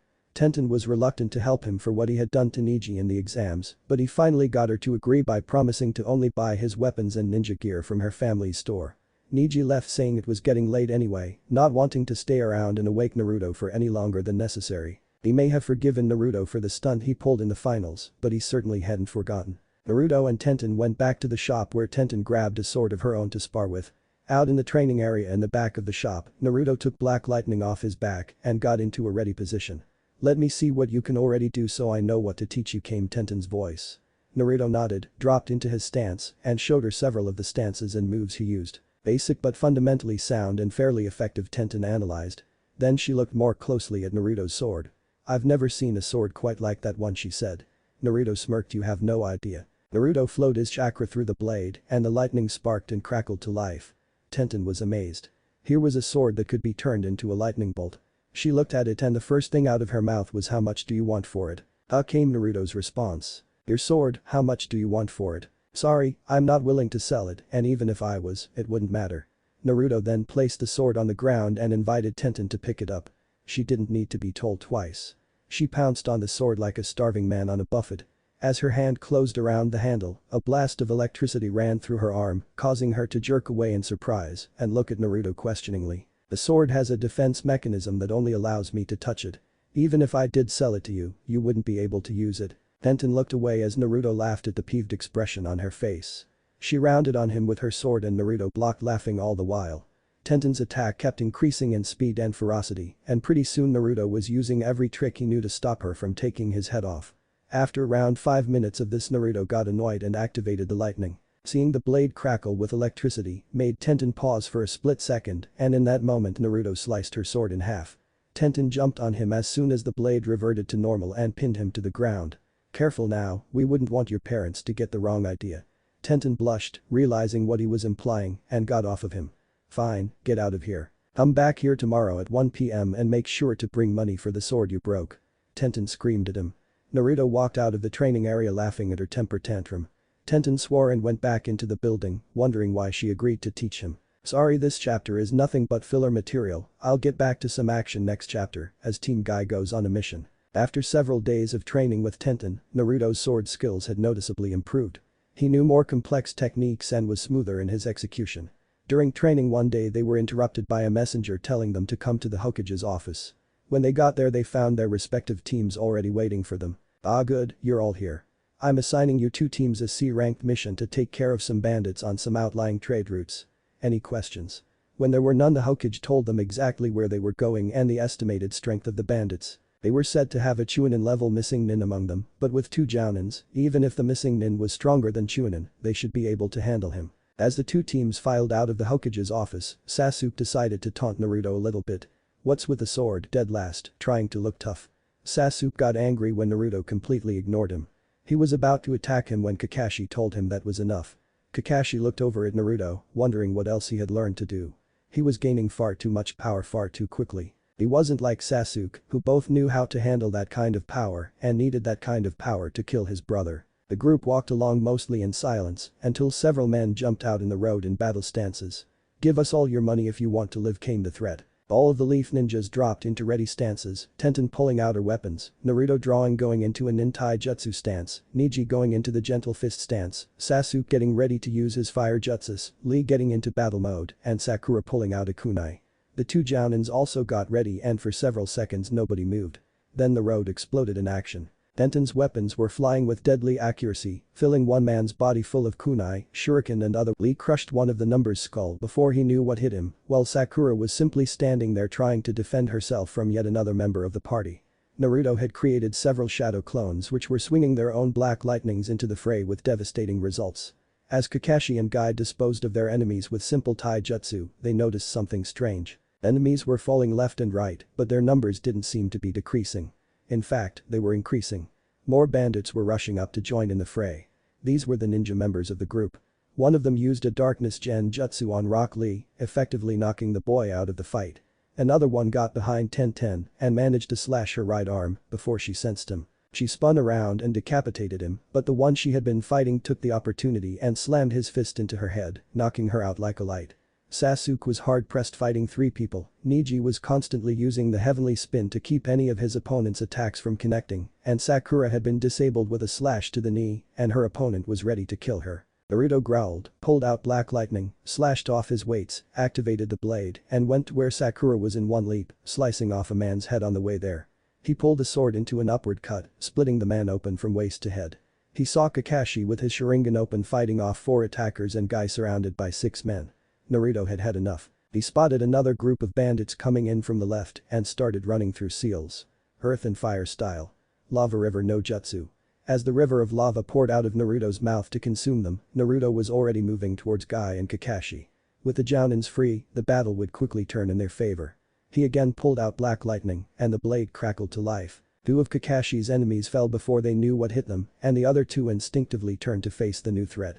That was all Kakashi needed to ram a kunai through each of their throats. As Kakashi went to help Sasuke, Naruto was moving towards Guy. These guys, however, had already seen him coming and 2 broke off to fight Naruto while the rest continued concentrating on Guy. Naruto ducked to avoid a swing from one of them and brought his sword across the man's front. Blood sprayed out as the man fell in 2 pieces. Naruto didn't even give him a second glance and turned his attention toward the other one. The man charged Naruto but was taken down with a simple decapitating strike. Guy had disposed of one of his enemies by now and Naruto cut one in half from behind. Guy swiftly killed the other 2 and went to help his genins. Naruto summoned a wolf to help in their battle and as it took off towards 2 more bandits, Naruto looked around. Lee had been freed from his gen jutsu and was taking care of another one of the bandits. There were only 3 of them left by now. Neji had another one desperately trying to parry his gentle fist attacks while Kakashi had just killed another one. The last one was dispatched when a spinning kick from Guy cracked his neck. Naruto sighed and began to make sure there were no others hiding anywhere. When he concluded there weren't, he looked back to see Sakura and Tenten being carried on Kakashi's and Guy's backs while the rest of the 2 teams were simply exhausted. They cleaned up the road and cut off the ninja members' heads to take back to Konoha with them. As they began to trek back home, Naruto was ready for a warm shower and a nice relaxing sleep. He hoped next time they would get better intelligence on their mission. It was sheer luck everyone had survived and Naruto was more than a little upset. However, he decided there was nothing he could do about it and concentrated on getting home. As the group trudged back to Konoha, Sasuke and Kakashi were staring rather suspiciously at Naruto. They had both either seen or heard about his jutsus before, so they weren't really shocked by those, but what sent them on a new bout of jealousy was Naruto's sword. Kakashi felt strangely cheated, why hadn't Naruto told him about his sword? Sasuke just wanted to know where Naruto had gotten a weapon like that. Power like that Naruto clearly didn't deserve. Such power should be reserved for those who could use that power. He was the last of the Uchiha. He deserved that kind of power. Naruto lost in thought, trying to think up ways to complement his fighting style. He didn't like the fact he had to put away his sword to do jutsus. He was also thinking about his elemental spirit. He was a lightning spirit which meant he should probably try to find more lightning jutsu. The problem was that while Konoha had a large amount of fire, earth, and water techniques and even a fair amount of wind, lightning jutsus were almost non-existent. If he wanted to learn lightning jutsu, he was probably going to have to go to Kakashi. His Sharingan had copied over 1000 jutsu and he was pretty sure at least some of them were lightning. The main problem he was having was he didn't want to go to Kakashi. He resolved to see if he could find a good lightning jutsu user or at least a couple of good scrolls on them. When they entered Konoha and reported the mission to the Hokage, he bore a grim face. What he hadn't told the teams before they left was that this mission had been requested by the council, and originally they had only requested one genin team. Since Kakashi's team was supposed to have been out on a C-ranked border patrol mission at the time, which had been delayed because they couldn't find Tenten, the only team that was available was Guy's, and by proxy, Naruto's team. It had been a spur-of-the-moment decision to ignore the border patrol and send two genin teams on this mission, but it seemed to have been well worth it. Sandaime bumped the mission rank up and gave them credit and pay for a B-ranked mission. Afterwards the genins and their instructors left his office to do their own things, with Kakashi and Sasuke following Naruto to his training grounds. Sandaime strode to the council, determined to end this once and for all. As he walked into the room, he noticed the council members all had smug little grins on their faces. "Lord Hokage, why have you called an emergency meeting of the council?" came Heihachi Hyuga's voice. The Hokage gave him a cold glare and replied in an even voice, "It's about the mission you requested. It seems the bandits were much more powerful than you led me to believe. There were several missing nins among them, not the one you said." Heihachi shrugged. "So our intelligence was faulty, you can't expect everything to be perfect. Did the team make it back all right?" Although it was phrased as an innocent question, several of the other council members leaned forward eagerly to hear the news. Sarutobi frowned. It seemed the hatred of Kyuubi was leading to some drastic measures. As a matter of fact, they did come back. The Hokage didn't miss the disappointed sighs from almost all the council. "Because I sent another team with them. If you think you can try to kill loyal members of Konoha's ninja force without repercussions, you are sadly mistaken. I will." Shibi Aburam cut the Hokage with his calm, even voice. "You must understand, Lord Hokage, the boy is a danger. He has been growing exponentially more powerful in a short period of time. The only way this could happen is if the fox has had something to do with it. He must be killed before the fox takes over and he destroys us all." Several of the other council members nodded at his statement. Heihachi Hyuga spoke up. "You cannot deny us, Lord Hokage. You must do what is best for the village, and the Kyuubi brat is a danger that must be eliminated." Sarutobi looked over the council, seeing the smug expressions on their faces. So they thought they wielded more power than he did. Well, he was going to nip this little revolt right in the bud. "In case you have forgotten, I am the Hokage. One more word about this and I will have you all executed. If you think you have more power than I do, you are in for a nasty surprise. I will know if you try something like this again, and if you do, you will be begging to be given to Orochimaru by the time I'm through with you." As the council members paled, the Hokage exited the room, trying not to kill them immediately.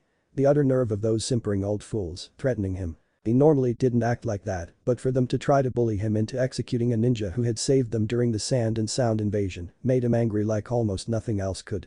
Especially when that ninja happened to be like a grandson to him. Naruto had went to his favorite training area, Tenten being busy in the shop today. Naruto was moving through several stances with his sword when he felt a presence in the tree behind him. He stopped and called out, "You can come out, I know you're there." Within 2 seconds Sasuke had appeared before him. "How did you get so strong, and where did you get that sword?" he demanded aggressively. Naruto stared back at him impassively for a moment before turning around and going back to his training. Sasuke let out a scream of rage and flashed through Seal shouting fire style. Mythical fire flower no jutsu. Naruto spun around in time to see the first fireball come out of Sasuke's mouth. His training with sensei came back to him. Down, left, up, down, his sword began to move, deflecting the fireballs before they could hit him. When the smoke cleared, Naruto was standing there completely unharmed. Sasuke couldn't believe it, and it took his mind a few seconds to process the information. When he realized Naruto had seemingly effortlessly blocked his technique, he growled and began running through another set of seals. Fire style. Fire Dragon Blast. A dragon of fire appeared from his mouth and charged at Naruto. Naruto again thought back to his lessons and held the sword in front of him, flowing chakra through the blade. Not enough to transform it into the black lightning, but enough to form a chakra edge to split the dragon and let it pass harmlessly by on either side of him. When Sasuke saw that Naruto had again rendered his technique useless, he flashed through 3 seals and gripped his left wrist with his right hand. Lightning began to form in his outstretched left hand, and Naruto jumped backwards, activating black lightning and waiting for Sasuke to come rushing at him. Naruto wasn't disappointed, as Sasuke pulled his arm back and charged straight at him. Naruto brought black lightning down to meet Sasuke's Chidori. The 2 lightnings met and the result was very one-sided. Naruto's sword cut straight through Sasuke's technique and slashed through his arm up to the elbow. Sasuke fell back screaming in pain as Kakashi rushed out of the trees. "What did you do that for?" he shouted at Naruto, who simply stared down at Sasuke. "What do you mean, what did I do that for? He attacked me," Naruto retorted. Kakashi completely ignored him as he picked up Sasuke and glared at Naruto. "You and I and the Hokage are going to have a talk about this," he promised as he rushed Sasuke to the hospital. Naruto sighed and went back to his training. He hadn't wanted to do that to Sasuke, but Sasuke had attacked him first.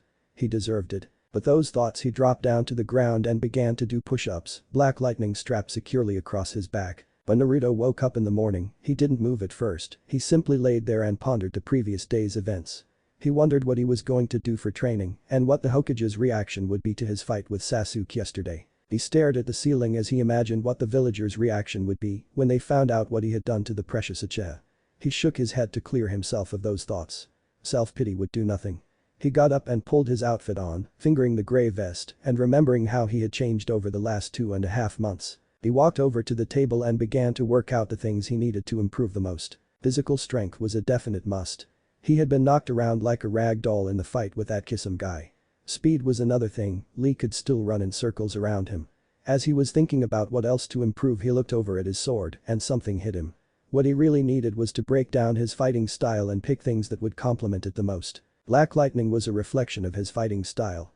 He was a short-range fighter, always had been.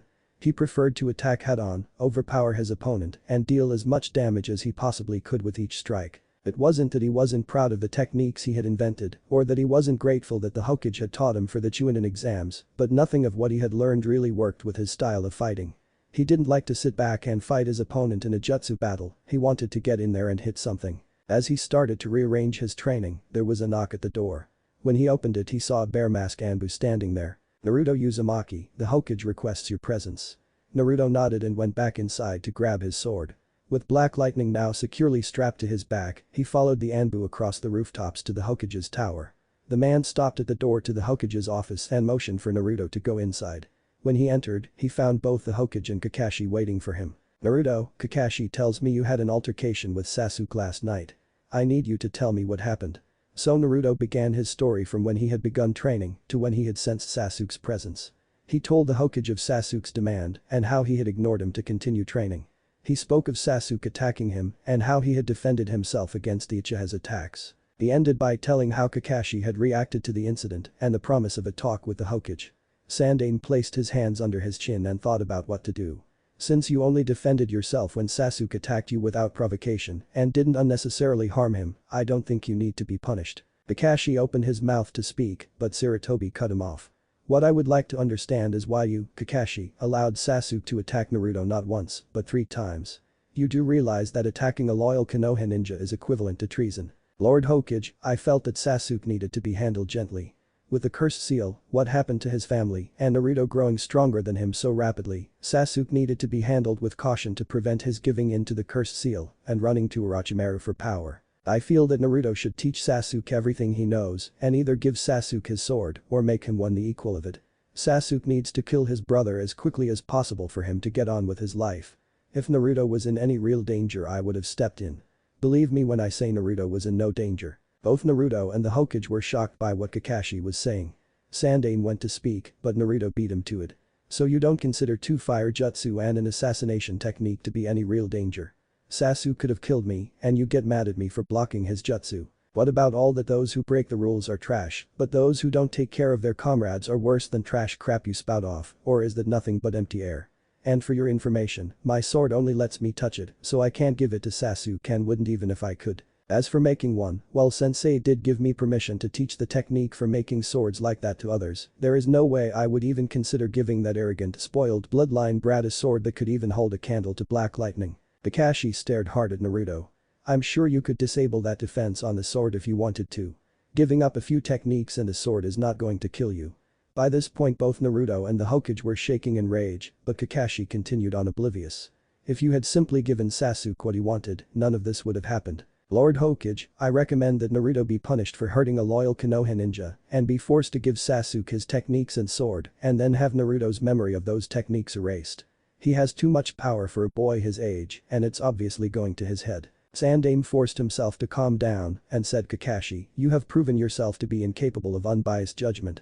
You are relieved of your ninja duties until such time as you can be trusted to be fair and impartial. You are dismissed." As Kakashi gaped, 2 Anbu appeared and dragged the stunned Kakashi out of the room.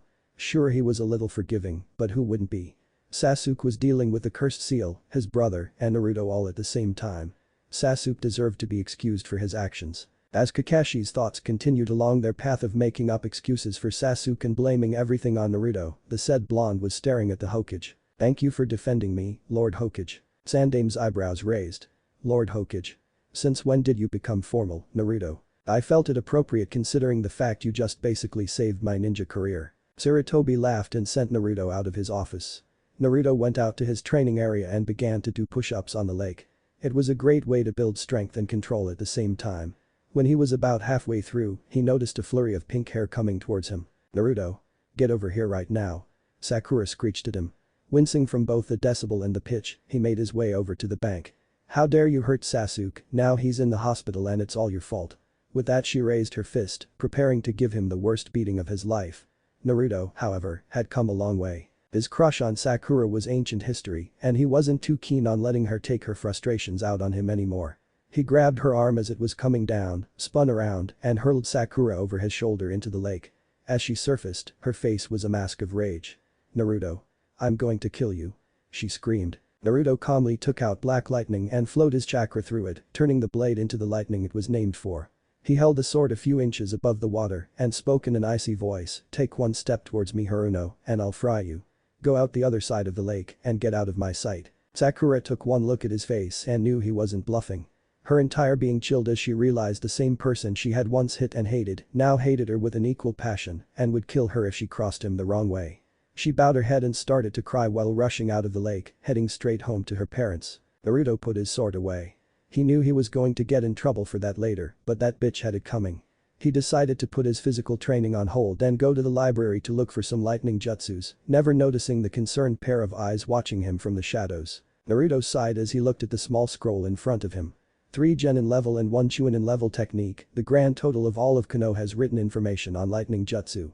The Genin level techniques weren't much, but the Chunin level technique was very intriguing. It used no seals, simply charged up an electrical shock in your hand, which when you touched someone, froze their muscles for a few seconds, giving you an opportunity to strike. Naruto was just beginning to get up to go try it when Shikamaru walked in.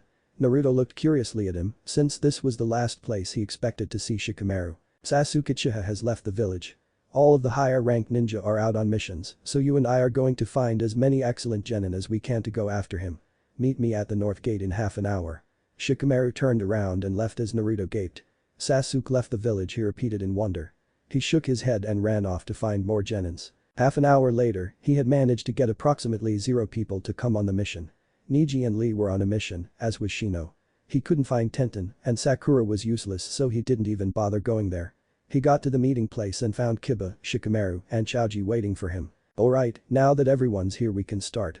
Sasuke was seen leaving the village with 4 sound ninjas.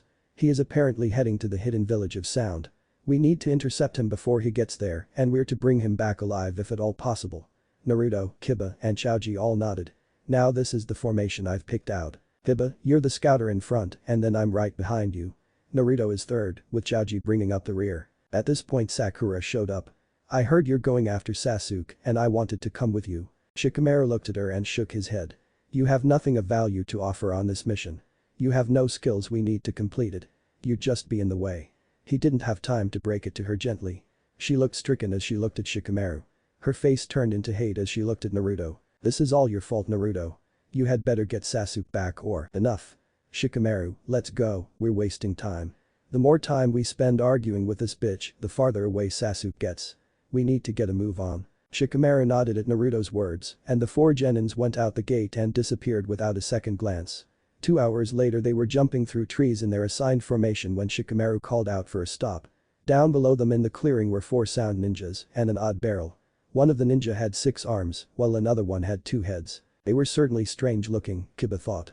Shikamaru looked at Naruto, pointing towards each of the sound ninjas, then pointing at the barrel and shaking his head. As Kiba and Choji looked on confused, Naruto understood exactly what Shikamaru wanted. He wanted Naruto to hit each of the sound ninja, but to leave the barrel alone. Naruto began flashing through seals. Earth, wind, and fire style. Flaming earth bullet no jutsu. 4 flaming bullets came from Naruto's mouth, slamming into where the 4 sound ninja had been sitting. However, these guys weren't the personal bodyguards of Orochimaru for nothing. As soon as they heard the name of the jutsu being called out they were moving. Naruto's bullets hit the ground and exploded harmlessly. The 6-armed one didn't even wait for them to show themselves, simply grabbed the barrel and ran.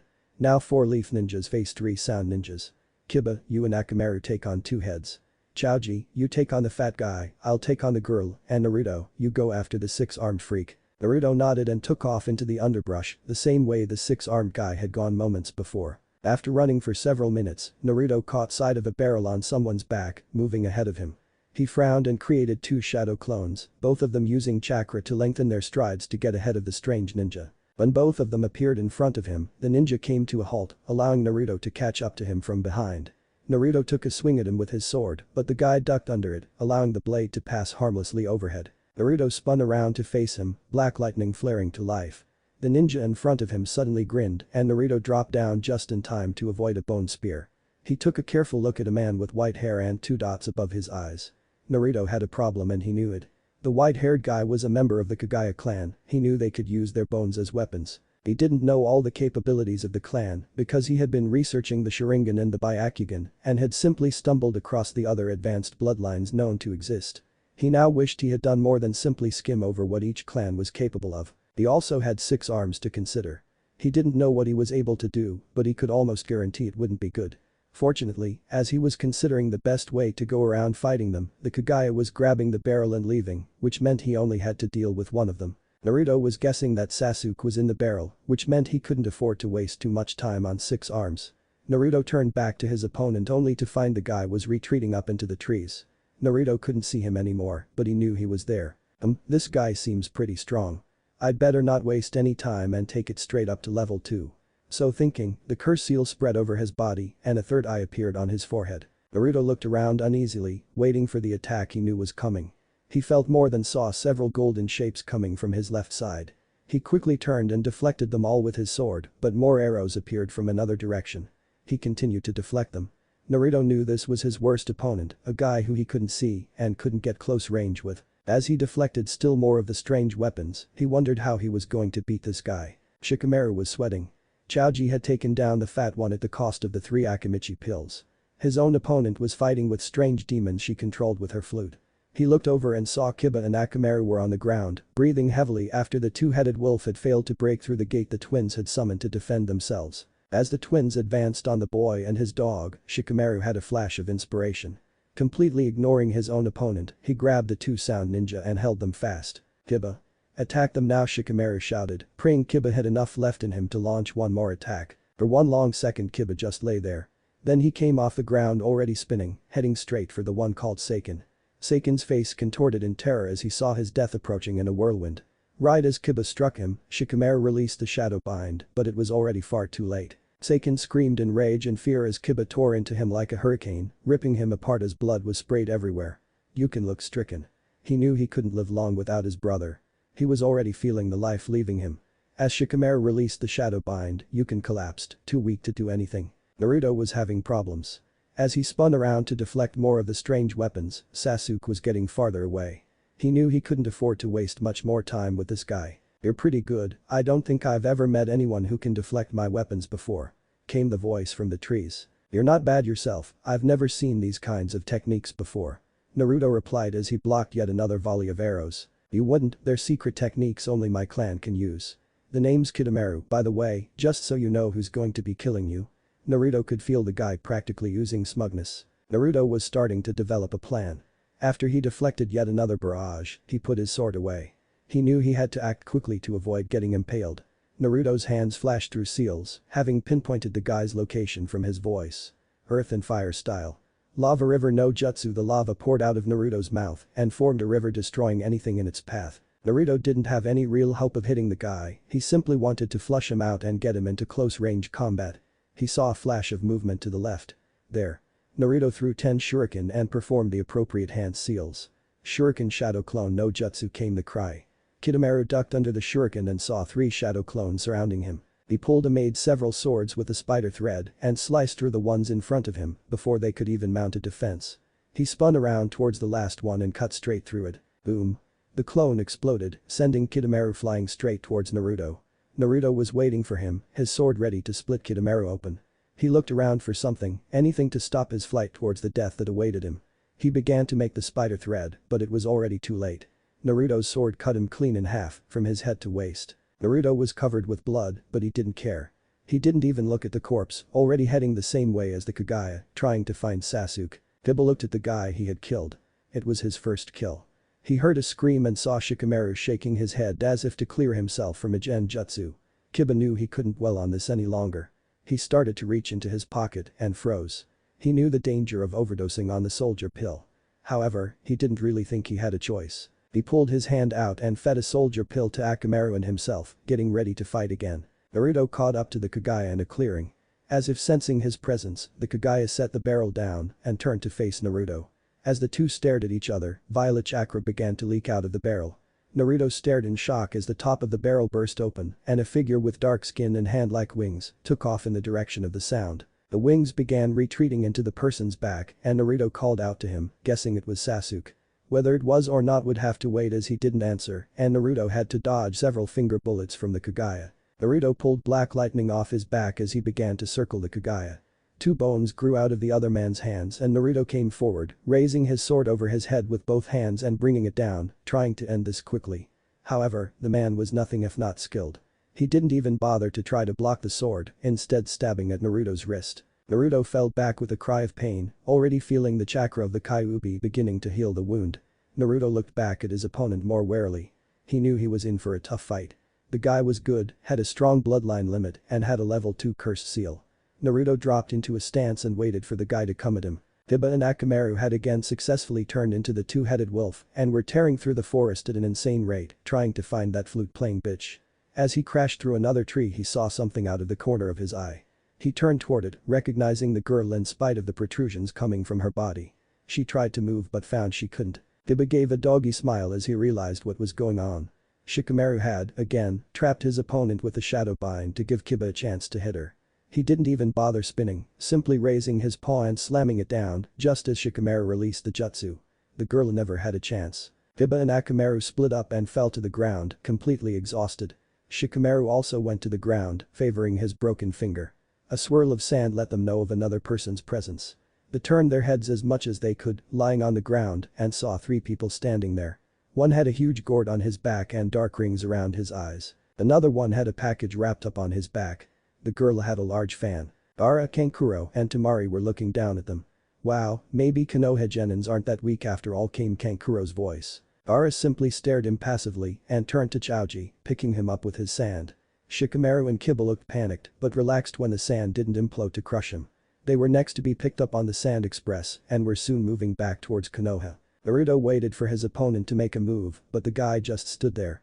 Then Naruto realized why. He was on a time limit. His enemy wasn't. Naruto had to engage him. He put his sword away and began moving through seals. Earth and fire style. Lava river no jutsu. The river of lava came tearing towards the Kagaya and as he jumped out of the way, he saw several flaming earth bullets coming at him. He activated the cursed seal to its 2nd level and grew bones out of his entire body, forming a bony armor. The bullets hit him and exploded. His armor shielded him from most of the blast, but the impact still hurt. As he landed he saw Naruto coming straight at him, his sword crackling with electricity. Not having any other choice, he pulled the armor back off his thumb, bit his thumb and performed the seals so rapidly Naruto couldn't even see his hands moving. A large puff of smoke obscured his vision, and when Naruto could see again, he saw the Kagaya standing on a giant lizard made entirely of bones. Naruto instantly put away his sword and summoned Fenrir. The wolf appeared and the two giants faced off. The lizard scuttled forward, slashing with his claws and trying to bite Fenrir on the neck. Unfortunately for the lizard, the wolf wasn't going down so easily. He jumped straight up and came down on the lizard's back, crushing it. The lizard screamed as it disappeared back from whence it had been summoned. Barely worth the effort. Next time you call me out, you better have more challenging opponents. Fenrir said as he too disappeared. Naruto dropped to the ground and looked around. He saw the Kagaya trying to get up, but it was obvious he had been at least partially crushed when his summon had. Naruto pulled his sword off his back and activated the lightning. As Naruto approached the Kagaya, his struggles increased. I must make sure Lord Orochimaru gains his new body. I must get up. However, it was no use. His legs were crushed and several of his ribs had been smashed. His arms were useless and he could only watch as his death approached. Naruto brought his sword up and in one swift stroke, brought it down, severing the Kagaya's head. He sighed and turned to go after Sasuke. Kakashi was railing against Naruto in the Jounin bar and Guy, Asuma and Kurenai were getting angrier by the second. When Kakashi praised Sasuke, even though he had left the village, the 3 of them had it. I slammed his fist into Kakashi's face, sending him into the wall. Before Kakashi could get his bearings, Asuma and Guy were holding him down, while Kurenai was doing seals for a genjutsu. Kakashi saw Naruto. He saw how Naruto had been brushed off and hated but still care for other people. He saw Naruto trying to help Lee. He saw himself favoring Sasuke and refusing to help Naruto. He saw Naruto working hard to learn techniques, while Sasuke just copied everything with his Sharingan. He watched the two side by side and saw how Sasuke had never done anything of value for the village, while Naruto had fought to protect them from Gaara. When the genjutsu was released, Kakashi felt an overwhelming sense of guilt. He looked up through pain-filled eyes and watched as the three other Jounins walked away from him in disgust. He lay on the floor for several minutes before getting up and walking to the memorial. He touched Obito's name.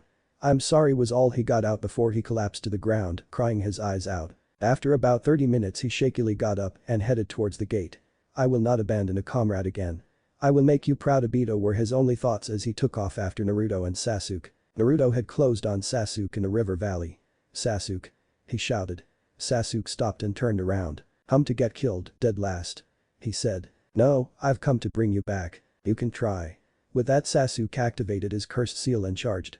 Naruto jumped backwards and formed some seals calling out earth and fire style. Lava river no jutsu. As the lava poured out of Naruto's mouth, Sasuke backed off, running to the river, using the river to stop the lava flow. Sasuke looked around and activated his Sharingan. Everything began to slow down. Naruto knew he was dangerously low on chakra. Doing all those jutsu and summoning a boss was no easy feat by any means. He noticed Sasuke had activated his Sharingan. Naruto knew he couldn't afford to use many jutsu unless he wanted Sasuke to copy them. The only ones that were immune to copying were the summoning and flaming earth bullets. He didn't really want to use summoning, so he was really only left with one option. Earth, wind, and fire style. Flaming earth bullet no jutsu. As 6 bullets went flying towards Sasuke, he began making seals of his own. Fire style. Mythical fire flower no jutsu. 6 fireballs came out of Sasuke's mouth and collided with the earth bullets. The earth bullets exploded harmlessly. Naruto swore in his mind. The main weakness of the jutsu was since the bullets were designed to explode on contact, even if you just threw a kunai at them, you could make them explode before they got to the target. Naruto pulled out black lightning and held it in front of him, watching Sasuke very carefully. He instinctively knew that Sasuke wouldn't come back to the leaf. Sasuke charged and Naruto swung his sword across his body. Sasuke ducked under it and came back with an uppercut. Naruto leaned back and brought his foot up, trying to hit Sasuke in the stomach. Sasuke went to the right and threw a punch at Naruto's head. Naruto didn't even try to block it, instead bringing his blade down on Sasuke's arm. Sasuke saw it coming and pulled back. "That sword of his can block all of my jutsu. I must beat him so I can kill my brother." With those thoughts, a third dot appeared in his eyes. His eyes burned before becoming clearer than they had ever been before. He saw Naruto coming at him. He could easily read that Naruto was only feinting high and left, he was actually going to duck and go for the lower right. Sasuke pretended to be fooled, bringing his fist up to make it look like he was trying to hit Naruto, but when Naruto ducked he was met with Sasuke's foot in his face. Naruto was sent flying backwards. He flipped and landed on his feet, staring at Sasuke. He saw the third dot in Sasuke's eyes and knew he was in trouble. Sasuke was thinking, even if I have mastered the Sharingan, he can fight defensively and try to hit me with that sword, and if that thing connects, there's no way I'll survive. Sasuke then activated the second level of the cursed seal. Naruto looked on as Sasuke's skin turned a darker color and fat hand-like wings sprouted from his back. The transformation was complete. Naruto barely had time to blink before Sasuke was on him. Naruto instinctively activated the lightning and brought his sword around for a strike. Sasuke easily saw this and jumped over it, delivering a massive roundhouse kick to Naruto's head. Naruto hit the wall, creating a crater. Sasuke was immediately on him, delivering 2 powerful punches to his stomach, driving him deeper into the wall. Naruto collapsed to the ground, a large cloud of dust rising from the ground. Red chakra began to swirl around him, forming the shape of a fox. During Sasuke's strikes he had stopped flowing chakra into the blade and now reactivated it using Kyuubi's chakra. The blade turned into lightning again, but this time there was just a hint of red in the black of the blade. The claw of red chakra shot out of the dust and slammed into Sasuke, carrying him across the water and sending him crashing into the opposite shore. Sasuke got up, rage filling his face. He performed 3 seals and gripped his left wrist with his right hand. A ring of dark lightning forms around him. He had advanced the Chidori to the Rikiri. As the dark energy coalesced in his hand, Naruto brought his sword up and came flying at him. Sasuke also went towards Naruto at top speed, his wings flapping to add more speed and power to the thrust. The 2 lightnings collided and to Naruto's amazement, the dark Rikiri was able to stand up to black lightning. As the two continued to push against each other, Naruto decided to take a gamble. He shifted his sword and let the dark Rakiri pass by it and into his chest at the same time as he plunged his sword into Sasuke's throat. The chakra and power instantly died away. Sasuke collapsed, dying quickly. Naruto dropped to the ground, Kyuubi's chakra beginning to heal his wound, but there was so much damage that while Naruto wouldn't die, he wouldn't be moving around anytime soon. Kakashi burst out of the trees and saw the two of them lying there. He started to go over to Sasuke, but remembering what he had promised Obito, he went to Naruto and found that Naruto was unconscious but stable, not in danger of dying anytime soon. Then he went over to Sasuke and saw that he was dying. Kakashi looked at him sadly. Why did it have to be this way? He looked over at Naruto and decided to give him a present to try to apologize. Kakashi dragged Sasuke over to Naruto and began to work. He cut out Naruto's right eye and then transplanted Sasuke's right eye into Naruto's empty eye socket. Kakashi wasn't a genius at medical stuff, but he had learned a few things from Rin. When he was finished, Naruto had a Sharingan in his right eye. Kakashi watched as Sasuke took his last breath. Naruto's eyes shot open as the 3 dots of the Sharingan began to spin. They spun closer to his pupil and then exploded outwards, forming 3 rods in his eye, with curved lines connecting the 3 rods, Kakashi's Mangekyo, not Itachi's. Naruto's eyes closed and Kakashi sighed.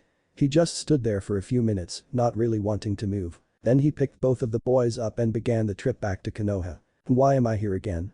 Naruto asked himself as he slowly sat up from his spot in front of the Kyuubi's cage. About time you awoke, kid. Would you like some hot cocoa? Maybe let me fight all your battles for you since you're weak. Kyuubi yelled, causing Naruto to fly 3 feet into one of the walls of his mind. I am not weak, I'll show you, I'll show everyone. Well, I love you attitude. You will wake up in a few minutes, I just need to finish with something first.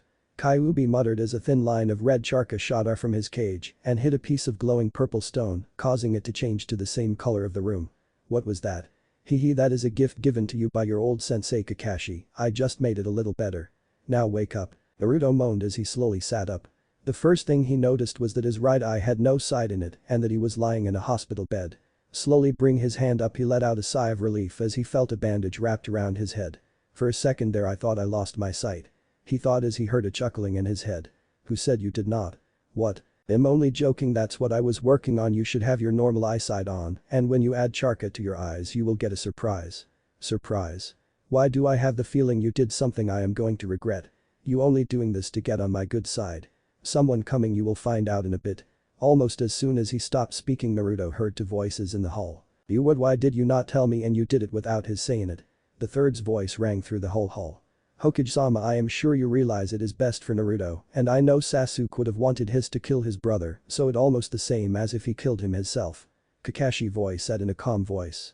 Naruto tensed at this. What did he do to me? Naruto asked himself as the door opened and the Hokage guy and to his dislike Kakashi. Naruto, my boy, how are you feeling today? The Hokage asked, causing Guy to jump up and down. Yes, your flames of youth seem to burn twice as hot today. I'm okay, sensei, but please can I remove this bandage for my eye, it is so annoying. At this statement everyone in the room tensed. What's wrong, what happened? Naruto asked as Guy tried to avoid his gaze. Well, you see Naruto, after Kakashi found you passed out and Sasuke almost dead, he kind of gave a Sharingan Sasuke's. The Hokage yelled out really fast, causing everyone to look at him with sweat drops on their faces. I did not hear that, completely repeat that again.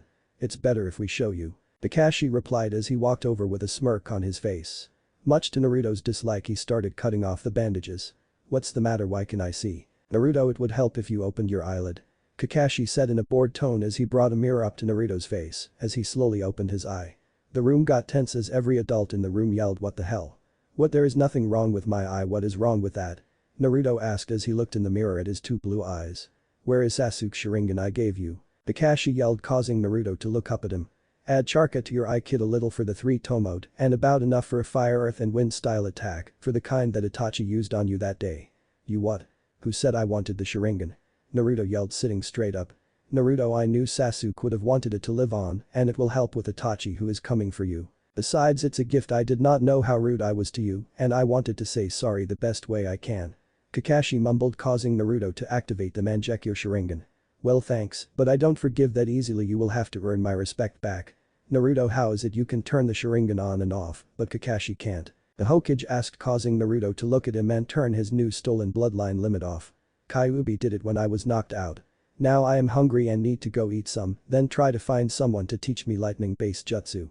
Naruto mumbled as he sat out of the bed, pulled the tubes out of his arm and started to pull his clothes on. Naruto, I can teach you some lightning jutsu, and with the Sharingan you can learn them faster. Kakashi quickly said, hoping to get on his ex-student's good side faster. I don't know, first I got to get used to this and he'll think about it. Naruto quickly yelled as he grabbed his sword and walked out the door to get ramen. Naruto sat at the stand of his favorite ramen place Ichiraku with a number of emotions running through his mind. How could he do this to me? I don't know if I should be mad or happy at Kakashi. He gave me the team Sharingan, it will increase my power, but he never asked. Is he truly sorry about treating me, or is he just trying to make me a replacement of Sasuke's? I could let him teach me a few techniques and carefully examine him, maybe I can find the answer. Naruto thought as Ayum arrived with his bowl of ramen he quickly made disappear before paying and going to his favorite training ground. The only thing I can do to take my mind off of everything training now for that Chunin level jutsu. Naruto said to himself as he charged the electricity in his right hand and tapped his leg, causing the whole thing to go numb. Ah! He yelled as he fell down onto the floor. A few minutes later he sat up. Note to self, don't practice jutsu on yourself. Shadow clone jutsu. He yelled as another Naruto appeared. You know what to do, let practice the Sharingan. He yelled to his clone that nodded and charged at him. Having a few seconds he quickly added charca to his eye as his right eye turned blood red and gained 3 tamo. Wow, my clone seems so slow and I can see his charca, this is useful. Dodging a punch and a kick from his clone, he quickly delivered a punch to the clone's gut, causing it to fly a few feet before he shouted Shadow Clone Jutsu, and clones of the clone appeared that Naruto quickly copied, making the same number of clones each with a Sharingan. Now I see what they mean about the coping jutsu and predicting movements. 5 minutes later the clones were dispersed, allowing Naruto to get a little info on his clone's new knowledge. It seems whatever my clones learn I learn. Time to go visit the Uchiha clan houses for more info on the Sharingan. I know I still have mixed feeling about this, but I can get rid of it, so might as well learn all I can about it. Naruto smirked as he walked around the main family house of the Uchiha district. This place was not even guarded.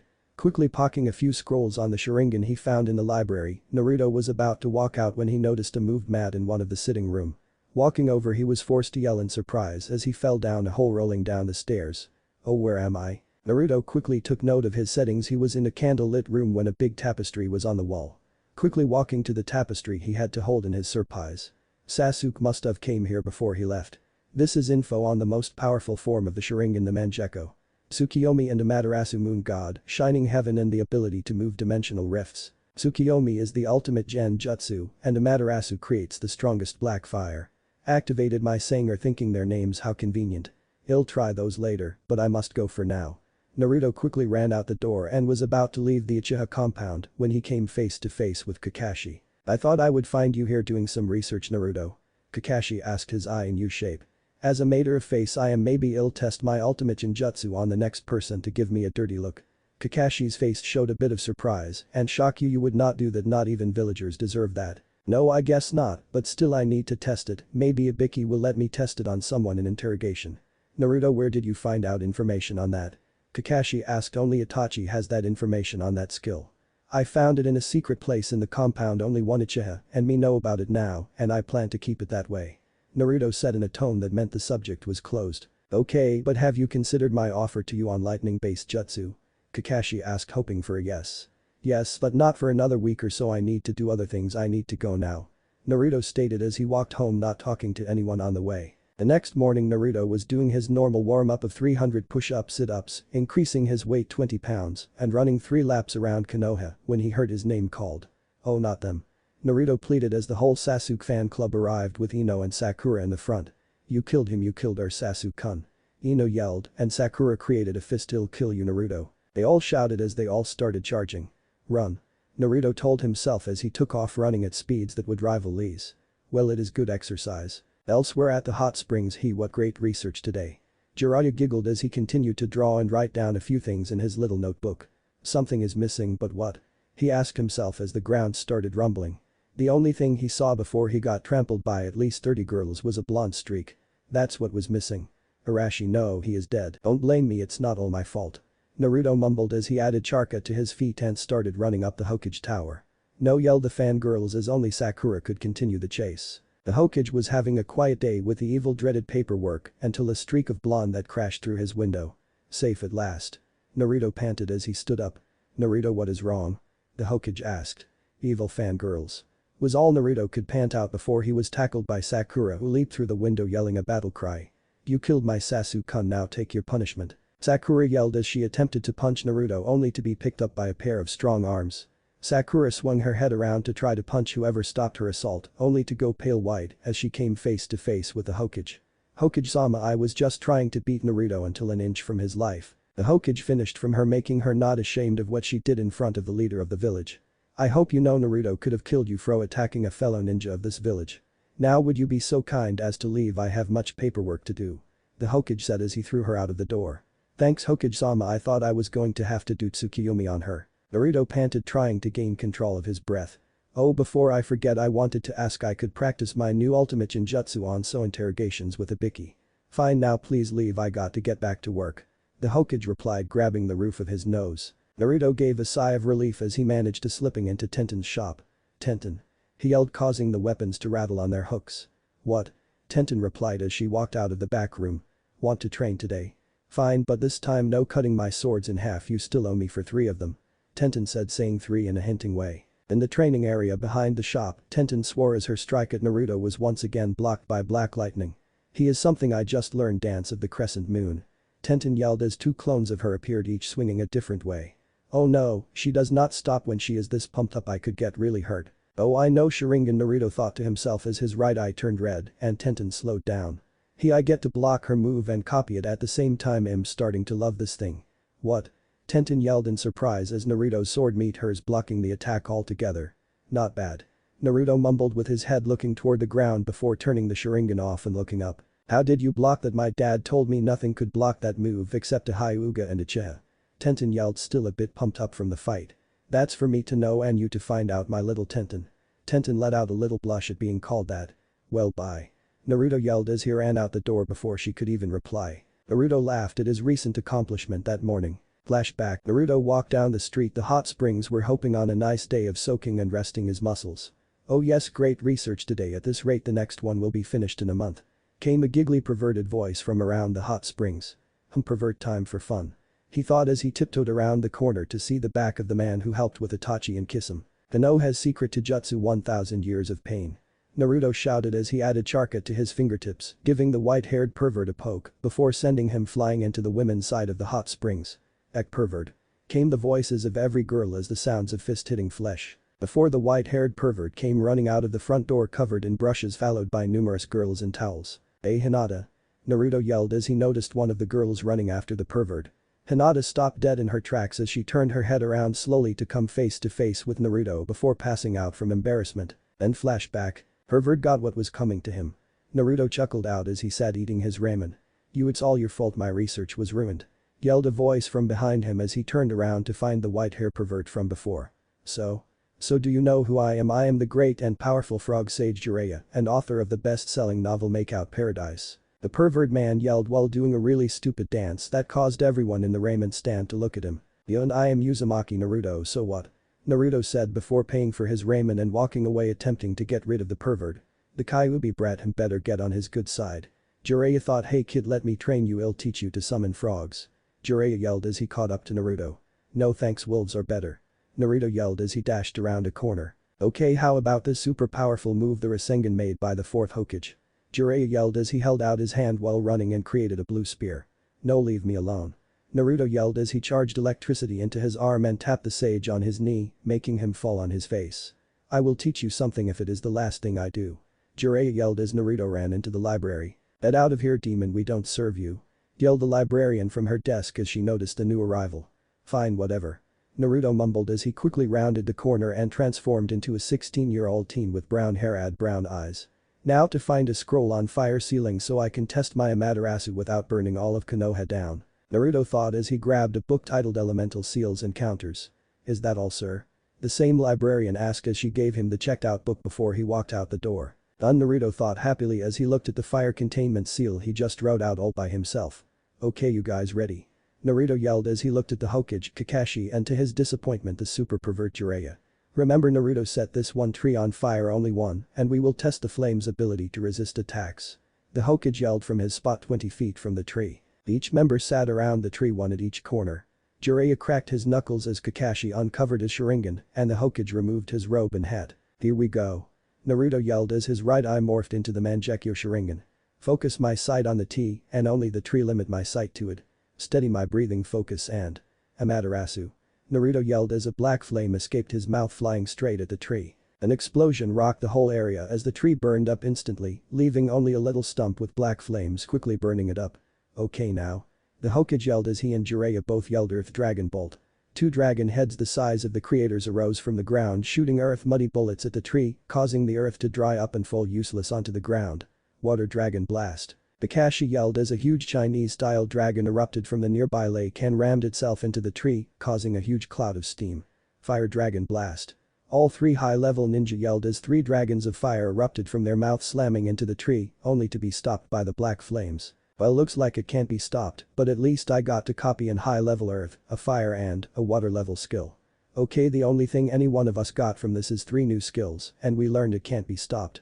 Naruto yelled as he did the necessary hand signs before the black fire sucked itself into the scroll, before a symbol appeared on the scroll. Naruto, that technique is not to be used in practice bars or when fighting Leaf Ninja from our village. The Hokage declared as he put his hat back on his head. So Naruto, when do you want that training? Kakashi asked as he covered his Sharingan eye back up. Maybe next week, and before you ask, no. Naruto yelled as he pointed at Jiraiya, who was starting to open his mouth. Oh, and Naruto, Ibiki needs help with a sound nin we found. The Hokage yelled as he walked out of the forest. I am not telling you anything, Ibiki, don't you think Lord Orochimaru prepared us just in case we got caught? The bald sound ninja screamed from his spot strapped to his chair. Blood ran down his back that contained burn marks on. To the side of Ibiki, who had a pissed off look, laid numerous interments of torture. Ibiki, I am here. Naruto yelled as he walked into the interrogation room. You're that kid from the first exam, haha, what are you doing here? Ibiki asked as he turned to the new arrival. Hokage-sama told me I can test out a new skill of mine on this subject. Naruto replied as he walked over to the sound ninja, who spat in his face. You're going to regret that. Akai Ubi Brett, you think you can do a better job than him? I hope, after all it's my first time and I only read about it. Naruto mumbled as his right eye transformed into the Sharingan before it morphed to the Mangekyo. What the hell? Ibiki thought as his eyes went as wide as they could and his jaw fell to the ground. Oh please, nice trick, only Uchiha got that, but nice genjutsu. The sound ninja laughed before he went dead silent after hearing the word Tsukiyomi. Muttered. Where the hell am I? The sound ninja asked in a scared voice as he was tied to a cross with everything being black or red. This is my world and I am in control for 72 hours. Naruto whispered in a creepy voice as he appeared out of nowhere. Now I will stab you with black lightning and heal you over and over again. Naruto drew black lightning from his back as it crackled to life, turning into a bolt of lightning. AHH, the ninja screamed as he had his legs cut off and painfully reattached. 2 seconds later, the sound ninja sat up, vomiting on his lap and shaking uncontrollably. Good God, where did he receive that? Ibiki thought as Anko in the corner still did not pull her jaw from off the floor. Now you going to talk or am I going to have to do that again? Naruto mumbled in the ninja ear. Lord Orochimaru is mad at the loss of his wanted body. He sent us out to find another bloodline ninja that he can use for one. That's all I know, I swear. The ninja spat out before falling unconscious. They're all done. Naruto said out loud before turning off the Sharingan and patting Ibiki on the shoulder and walking out the door. Damn, these Sharingan abilities are easy. Naruto laughed out as he sat on his bed reading the scroll he received the day before. The tree-tamed Sharingan can be used for hypnosis. Better make sure it'll put about 20 minuets of Sharingan training in a day, no more. Unlike Sasuke team and Kakashi, I won't rely on it unless I need it. There is not any shortcuts in life. Next scroll is titled Tips on Fighting a Sharingan Wielder. Let's see, don't make eye contacts, try mastering techniques so less seals are needed. Memorizing how your chakra forms when using hand seals makes mastering skill faster. Techniques with no hand seals can be copies. Examples of this are the 4th Hokage's Rasengan. It would be useful when fighting Itachi, but he is a pervert, I hate perverts. Naruto thought to himself as he read through the scroll till he noticed the clock displayed midnight. The next morning was like any other day. Naruto got up, did push-ups and sit-ups, ate, then went to Guy for training. After training, ran away from the white-haired pervert that was yelling Rasengan you must learn. And had to summoning a large wolf to bite him, causing him to run away. After that, a few spars with Tenten that turned out a little more brutal. Damn, she can hit hard with her sword handle, I think I am falling in love. Naruto thought as he rubbed the bruise on his left cheek. Flashback, Naruto panted as he dodged another one of Tenten's sword strikes with black lightning. She is getting faster and more powerful. Naruto dodges a slash by sidestepping only to bring down his sword to block her next attack. Not little. Tenten screamed out as she disappeared and reappeared behind Naruto, who did a substation jutsu with a log that was cut in 2 seconds later. Oh come on, she is mad at that. Tenten, I did not mean it like that when I called you my little Tenten. Naruto panted out as he brought his sword over his head to block a downward slash. You whatever you like, every other guy that thinks I am weak, well, I'll show you what I can do. She yelled as she appeared in between Naruto and his sword. Ah! She screamed as she slammed the flat end of her sword handle into Naruto's cheek, making him fly 10 feet. Aha, she kicked you ass kid. Kyuubi roared with laughter in his head. Whatever, just had my cheek already. Nope, I won't, just because that way everyone can see you got your ass kicked by a girl. Naruto cursed to himself as Kyuubi's voice died down. Told you I'm not weak. Tenten panted as she calmed herself down before blushing a deep shade for red and turning around. Naruto, pull up your pants.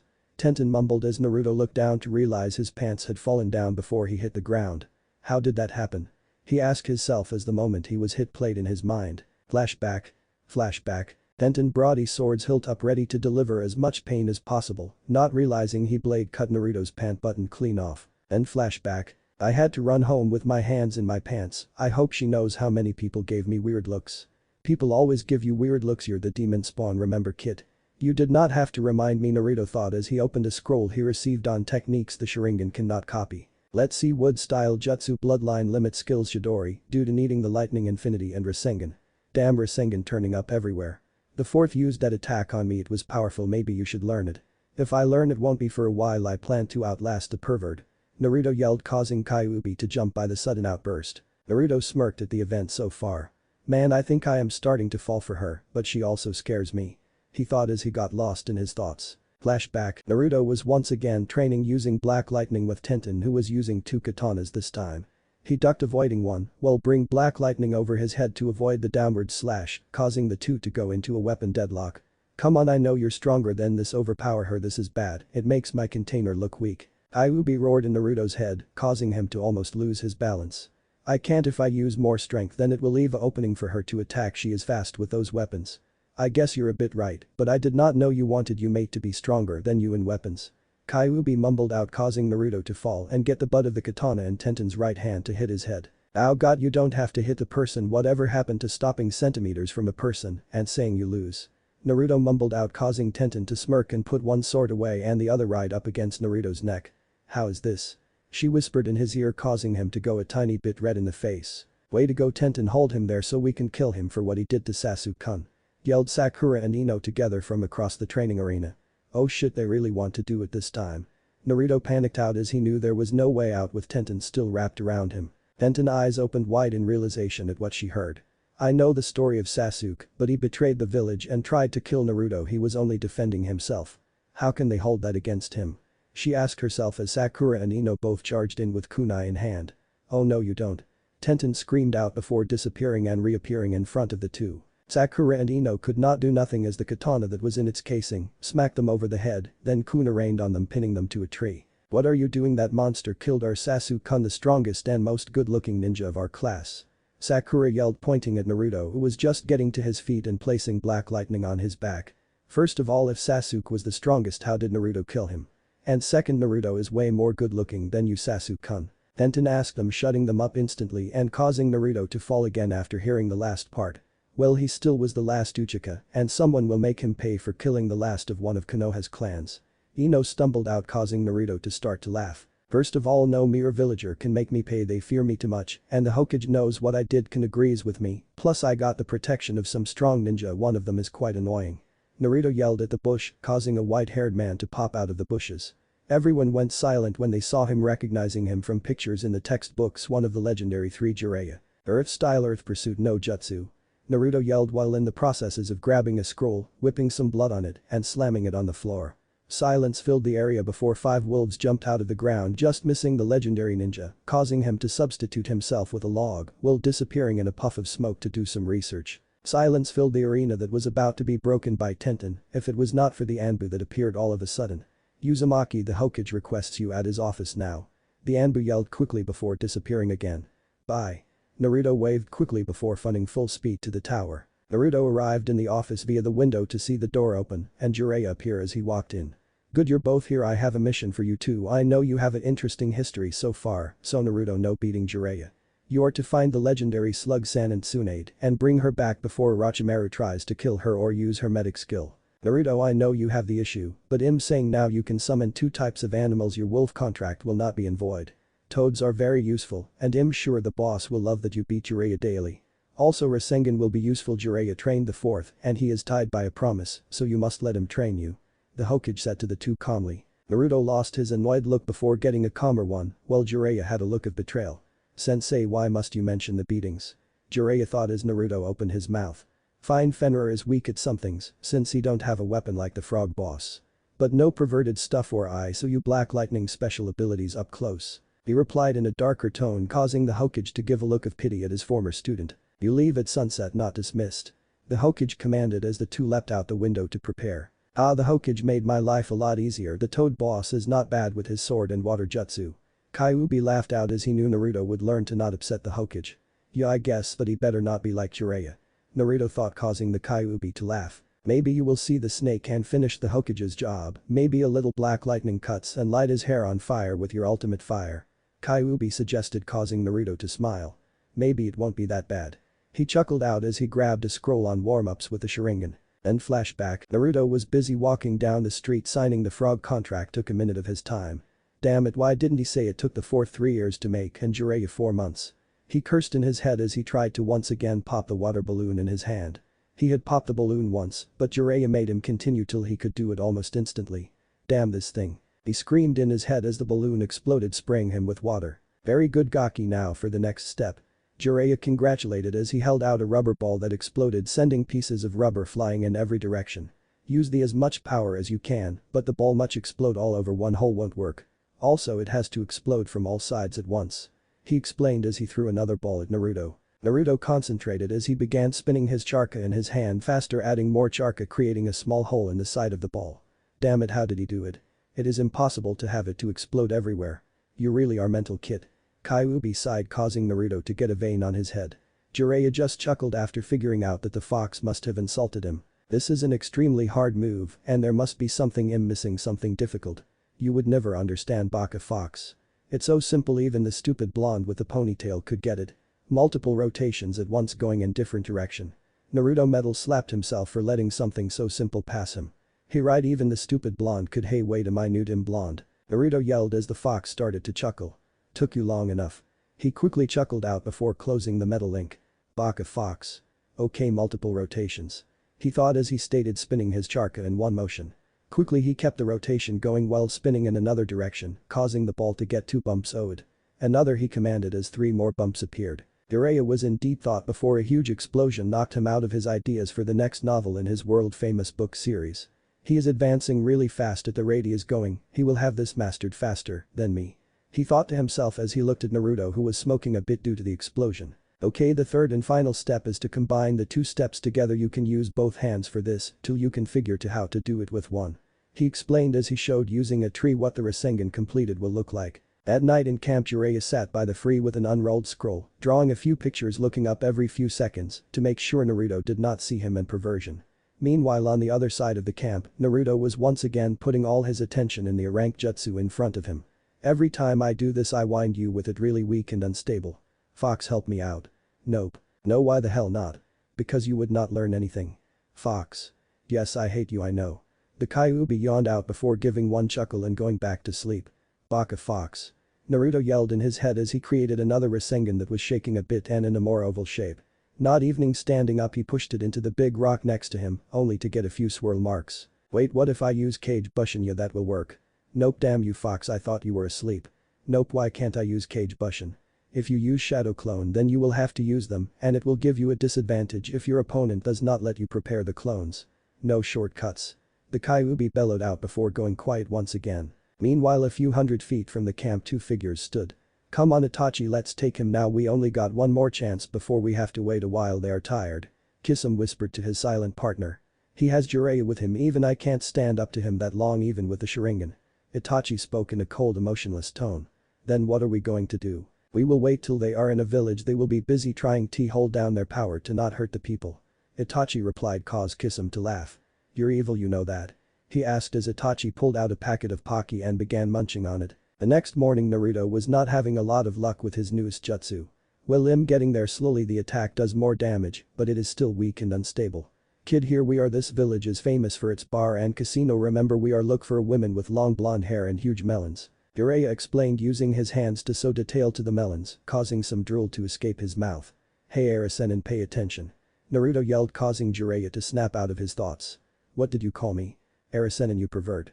Naruto replied, causing the gate guards to look at him funny. You are forbidden for calling me that. Jiraiya yelled. Ha, I'm sorry Arasenin. Naruto apologized before starting to laugh while walking into the village, causing Jiraiya to check the other side of the village. Arasenin, that's my best work yet. Behind you. Kyuubi yelled, causing Naruto to dive forward, just missing a few kunai. What is your problem? Naruto mumbled as he turned around too. Not you clowns again.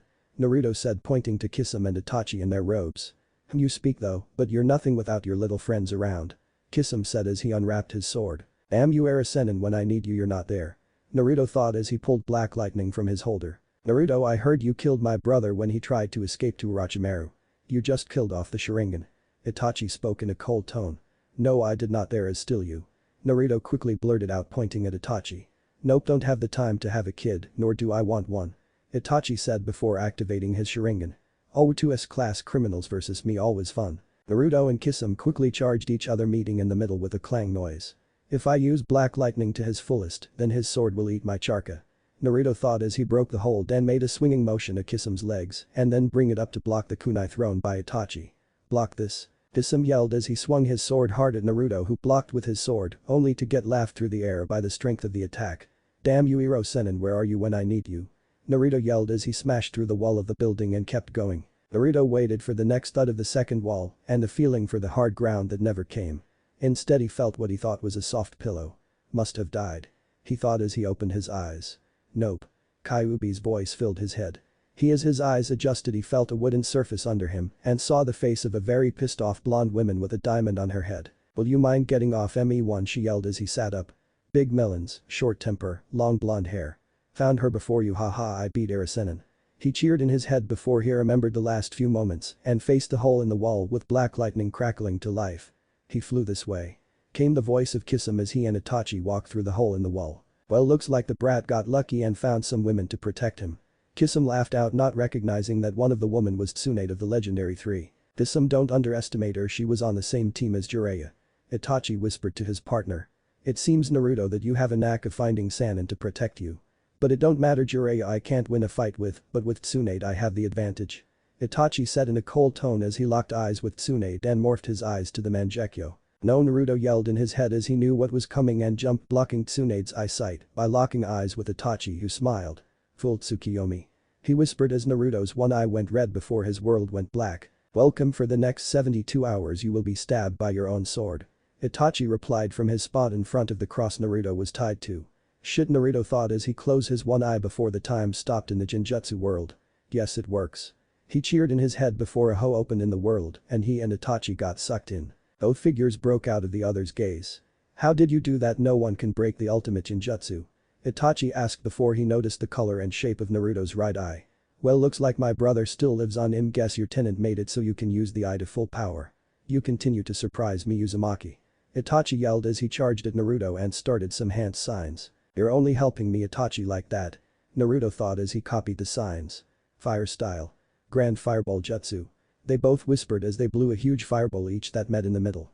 A huge explosion filled the village as the bar was completely destroyed. Elsewhere, Jiraiya was relaxing, flirting with a few hot women when he saw the smoke and explosion. Shit, Naruto. He thought as he disappeared in a puff of smoke. Kisame was about to slice at Naruto when the boy brought his sword to the ground, blocking it. He was about to try again when he was punched through the only remaining wall in the building. 2S class missing nins versus one little kid, pick on someone your own level. Tsunade yelled as she drew her fist back to his Kisame again, only to have him turn into water. Not little. Came Naruto's voice as he threw 2 kunai at the 2 shuriken Itachi threw before dodging another fireball sent at him. Naruto cursed again as he got to his feet and saw Itachi making more seals, different seals, before he started coping the jutsu. Brain. Boruto, lightning bolt, Itachi whispered as a blast the size of his finger fired from his pointer finger hitting Naruto in the shoulder, causing him to go numb. Thanks team, I need some lightning jutsus. Naruto grunted out as he felt the wound slowly healing. Itachi was not a happy person. They had the perfect time to strike and Kisame has to knock the kid into Tsunade, get rid of one, and another takes its place. This should have been the simple mission, get one genin. He thought himself as he dodged black lightning smoothly. Itachi moved his hand back, disappearing and reappearing behind Naruto, ready to stab the boy. Naruto let out a gasp as he saw his opponent disappear and turned around unable to block the incoming kunai. Poof. Was the sound that filled everyone's ears before the sound of metal meeting metal followed. Itachi let out a sigh as Jiraiya appeared in between Naruto and him with a medium-sized frog blocking his kunai. Sorry I am late, I got lost on the road of life. The great perverted man announced, causing Naruto to fall over comically. That was as lame as Kakashi, why is it my senseis have to be freaks? Said Genin yelled as he got up. Kisum, we are leaving. Itachi said in an emotionless voice, causing his shark partner to turn his head. Itachi, no way we can win, they are old and rusty, the Sannin are done with, only Orochimaru remains a threat, you know that. Kisum yelled out but shut up when he saw Itachi's glare that promised pain. Kisum did not make a sound as he jumped away from Tsunade's punch and placed his sword on his back, appearing next to Itachi in a swirl of water. Itachi remained emotionless as he turned to Naruto. We will eat back and rest assured that he said in a clawed tone, before Naruto felt a searing pain in his arm to see a kunai buried deep in his arm, almost sticking out of the other side. We will acquire the 9 tails. He finished as he and Kisum disappeared in a puff of smoke. Silence filled the area as it took everyone time to register what happened. Damn, they got away again. Naruto cursed as he pulled the kunai out with a sickening plundering noise. The blood came flowing out dramatically, causing Tsunade to stand there, shocked, her fear kicking in before the blood clotted and stopped the flow completely with a shot of red charka. And just where were you, pervert hero Sennin? Naruto yelled as he picked up his sword and turned face to face with the white-haired wonder. Jiraiya's face was shocked a bit before turning red with anger. Don't call me that, you little midget. Besides, I was doing my job looking for Tsunade like I was supposed to. He quickly answered the blonde. Well, you did a sucky job since I found both those retarded S-ranked rejects and Tsunade before you could even get here. Naruto screamed back as the two got right up in each other's face, sparks fling from their eyes. Their charka started to flare, making it seem like they were on fire as Tsunade and Shizune both had confused looks on their faces. Naruto started to growl as an unstable Rasengan formed in his hand, lunging at Jiraiya, who sidestepped. Ha, you missed, Gaki. Jiraiya laughed out as the Rasengan hit the floor, tearing it up a bit, causing smoke to cover the genin. Jiraiya started laughing harder before a growling broke him out of his thoughts and a wolf the size of a horse lunged at him, causing him to run. Tsunade, still in confusion, cleared her throat loudly to try to get their attention. When Jiraiya and the wolf did not stop funning, she tried again. Getting angry, she screamed, what the hell is going on? She screamed, causing the whole bar to shake, knocking down the only remaining wall. Jiraiya and Naruto stopped running, causing the wolf to bit Jiraiya on his ass before it disappeared in a puff of smoke. Tsunade seemed to clam down, a bitter vein on her head shrinking to 1/2 its eyes. Now why are you here? She asked sweetly, causing Jiraiya to shiver. Time skip a few hours later. So basically old man wants me back in Konoha under fear of Orochimaru killing or using me. Hit that right? Tsunade asked from the only remaining booth in the now destroyed bar. The two males in the group nodded their heads up and down. Well, in that case my answer is no. She said calmly, causing all the ninja to sag their heads a bit. Women. Jiraiya mumbled out just loud enough for Naruto to hear. Naruto let out a chuckle. Orochimaru can't make me do anything and he can't get close to me, he knows how hard I hit. Tsunade explained, next time I see him I'll personally kill him for trying to kill sensei. Jiraiya, don't teach that kid a jutsu he can never master. She grumbled out before she got up and started walking towards her hotel room. Well, what do we do now? Naruto asked as he and Jiraiya walked to the hotel room they rented for the night. Jiraiya let out a chuckle. She will join us even if we have to drag he there, give her some time to think it over. She will probably do some gambling first though. Jiraiya explained, causing Naruto to stop and let out a grin. He'll catch up Sennin. He yelled as he ran towards Tsunade's hotel. You want to make a bet with me, kid? Tsunade asked as she stared at the blonde-haired boy in front of her. Yes, if I can master Rasengan in a week you must join us and come back to Konoha. And if you win I'll personally ruin Sennin peaking time daily. Naruto explained, causing Tsunade to laugh. Kid, you got a deal, but be prepared to get the pervert caught daily. Time skip 6 days later. Naruto grunted as he pulled him out of another small crater in the ground. So close, but it is still unstable with the amount I put in it. He thought as he held out his hand again, gathering another ball of blue charka. The ball seemed to hum and it shook as he concentrated more, it died down a bit. Rasengan. He yelled as he plunged his arm into a tree, completely cutting through it before it blew up in his face, shooting him a few feet away. In the bushes, Shizune smiled as she watched the boy who bet against Tsunade get closer to completing his goal. She will never learn. I think we will be returning to Konoha soon, then she thinks. She thought as she let out a little chuckle before disappearing in a puff of smoke. I am going to lose the bet, I need more time. Naruto thought before something clicked in his head. Time, wait, I control time, will that work? He asked as deep in his mind he had one word. Yes, quickly running as fast as he could, Naruto went to the nearest water source, a river by his training ground, and peered into the crystal water. His face seemed smudged as he watched his one eye morph into the Mangekyo. He goes nothing Tsukiyomi, he thought as the world around him morphed away and he found himself alone strapped to a cross. Okay, he thought as he concentrated a minute before the cross broke and Naruto hopped onto the floor. Now let the training begins. He thought as he began morphing the Rasengan. Back in the real world, Jiraiya walked into the area just to see Naruto use his Mangekyo on himself. It did not take long for him to realize what Naruto did as a smile crept up on his face. Smart kid, Tsunade will lose another bet. He thought as Naruto stood up and formed a perfect Rasengan before letting out a chuckle and passing out on the floor. Good job, kid. Jiraiya whispered as he picked him up and ran off to the hotel room. Naruto stretched as the thoughts from last night filled his head. Sweet, I can learn moves even faster now with a Shadow Clone Tsukiyomi combo, and I won the bet. I can wait to see the look on the old bat's face when she finds out she lost. Naruto thought as he bolted out of bed and grabbed a pair of pants in his bag. Naruto was running out the door when a voice sounded throughout the whole village. Damn it, she drugged me. What did she do to my chakra control? Filled his ears as he identified the voice of Jiraiya and ran to the source. Moments later he found said pervert ringing with Shizune towards a tower of smoke. What happened? He asked as they increased their pace a bit. She put something in my drink, my body is not reacting right and I think she is fighting someone. I think Orochimaru must have visited her when we were not looking. Jiraiya said in the most serious voice he could do, causing Naruto to laugh uncontrollably. What is so funny, Gaki? Jiraiya asked and Naruto wiped a tear from his eye. You acting all serious? I seen kindergartners more mature than you. The Tudo chuckled before grabbing Black Lightning from his holster and turning its powers on. The three arrived at the scene to see Orochimaru and Kabuto fight Tsunade, who had a determination in her eyes. Kabuto dodged to the left as Tsunade punched a rock, causing it to shatter. Man, she is strong. Naruto thought with a sweat drop on her head as Tsunade created a crater. Orochimaru let out a chuckle before turning his eyes to the three new arrivals. Well, Jiraiya, what a pleasant surprise.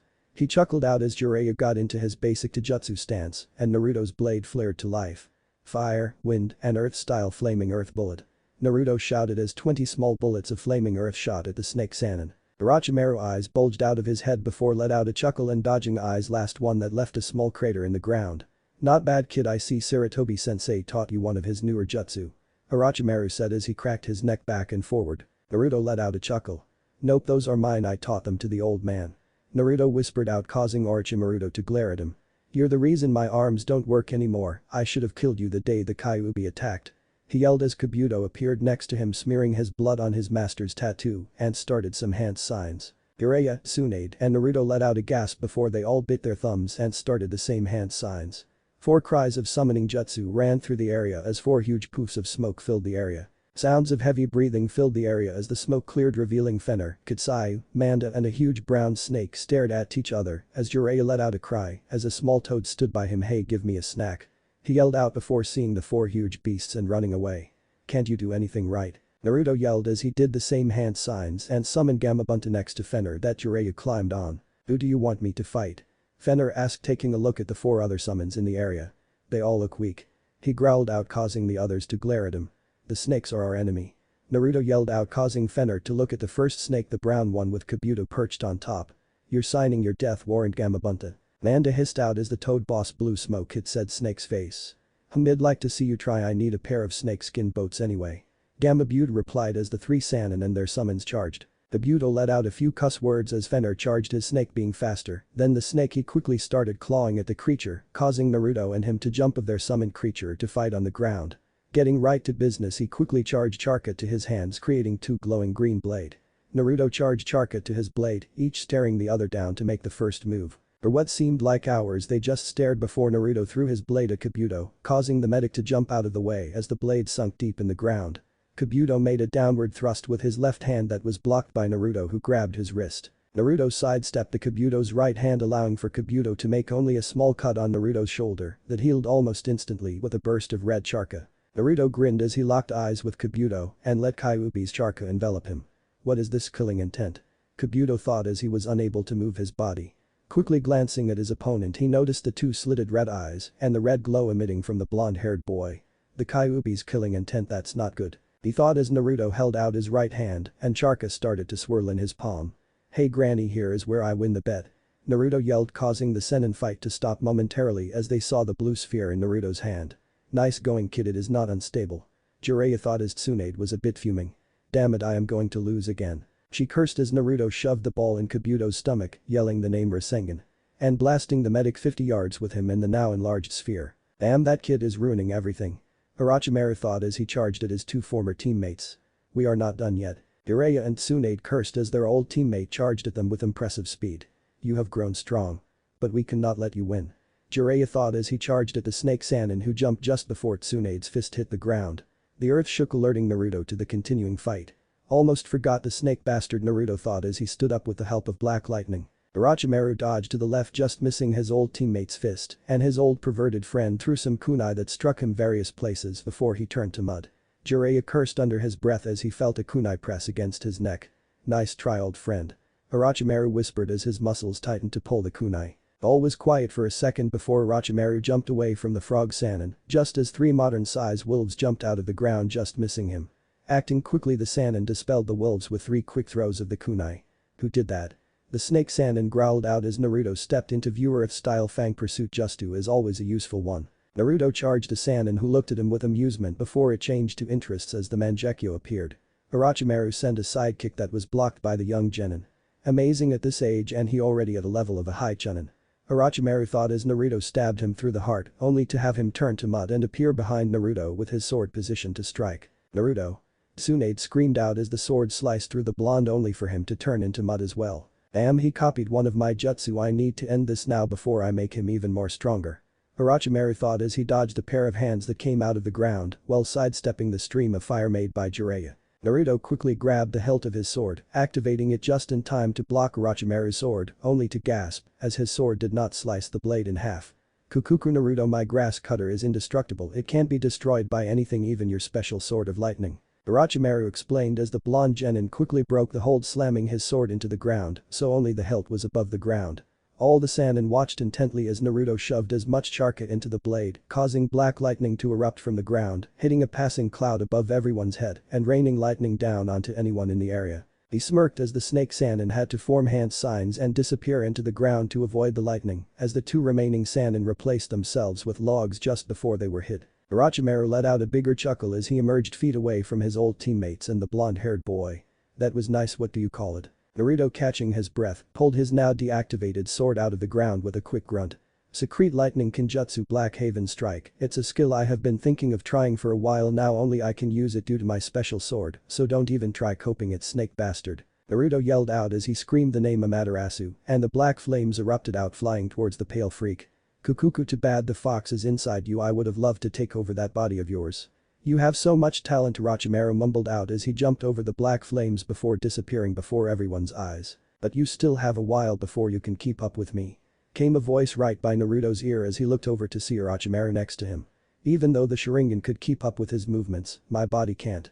Naruto thought as he felt the Snake Sannin's fist collide with the back of his head, sending him flying into a tree before blackness enveloped him. Orochimaru sighed as he walked over to Kabuto and slung it over to his shoulders. I must say that boy impresses me.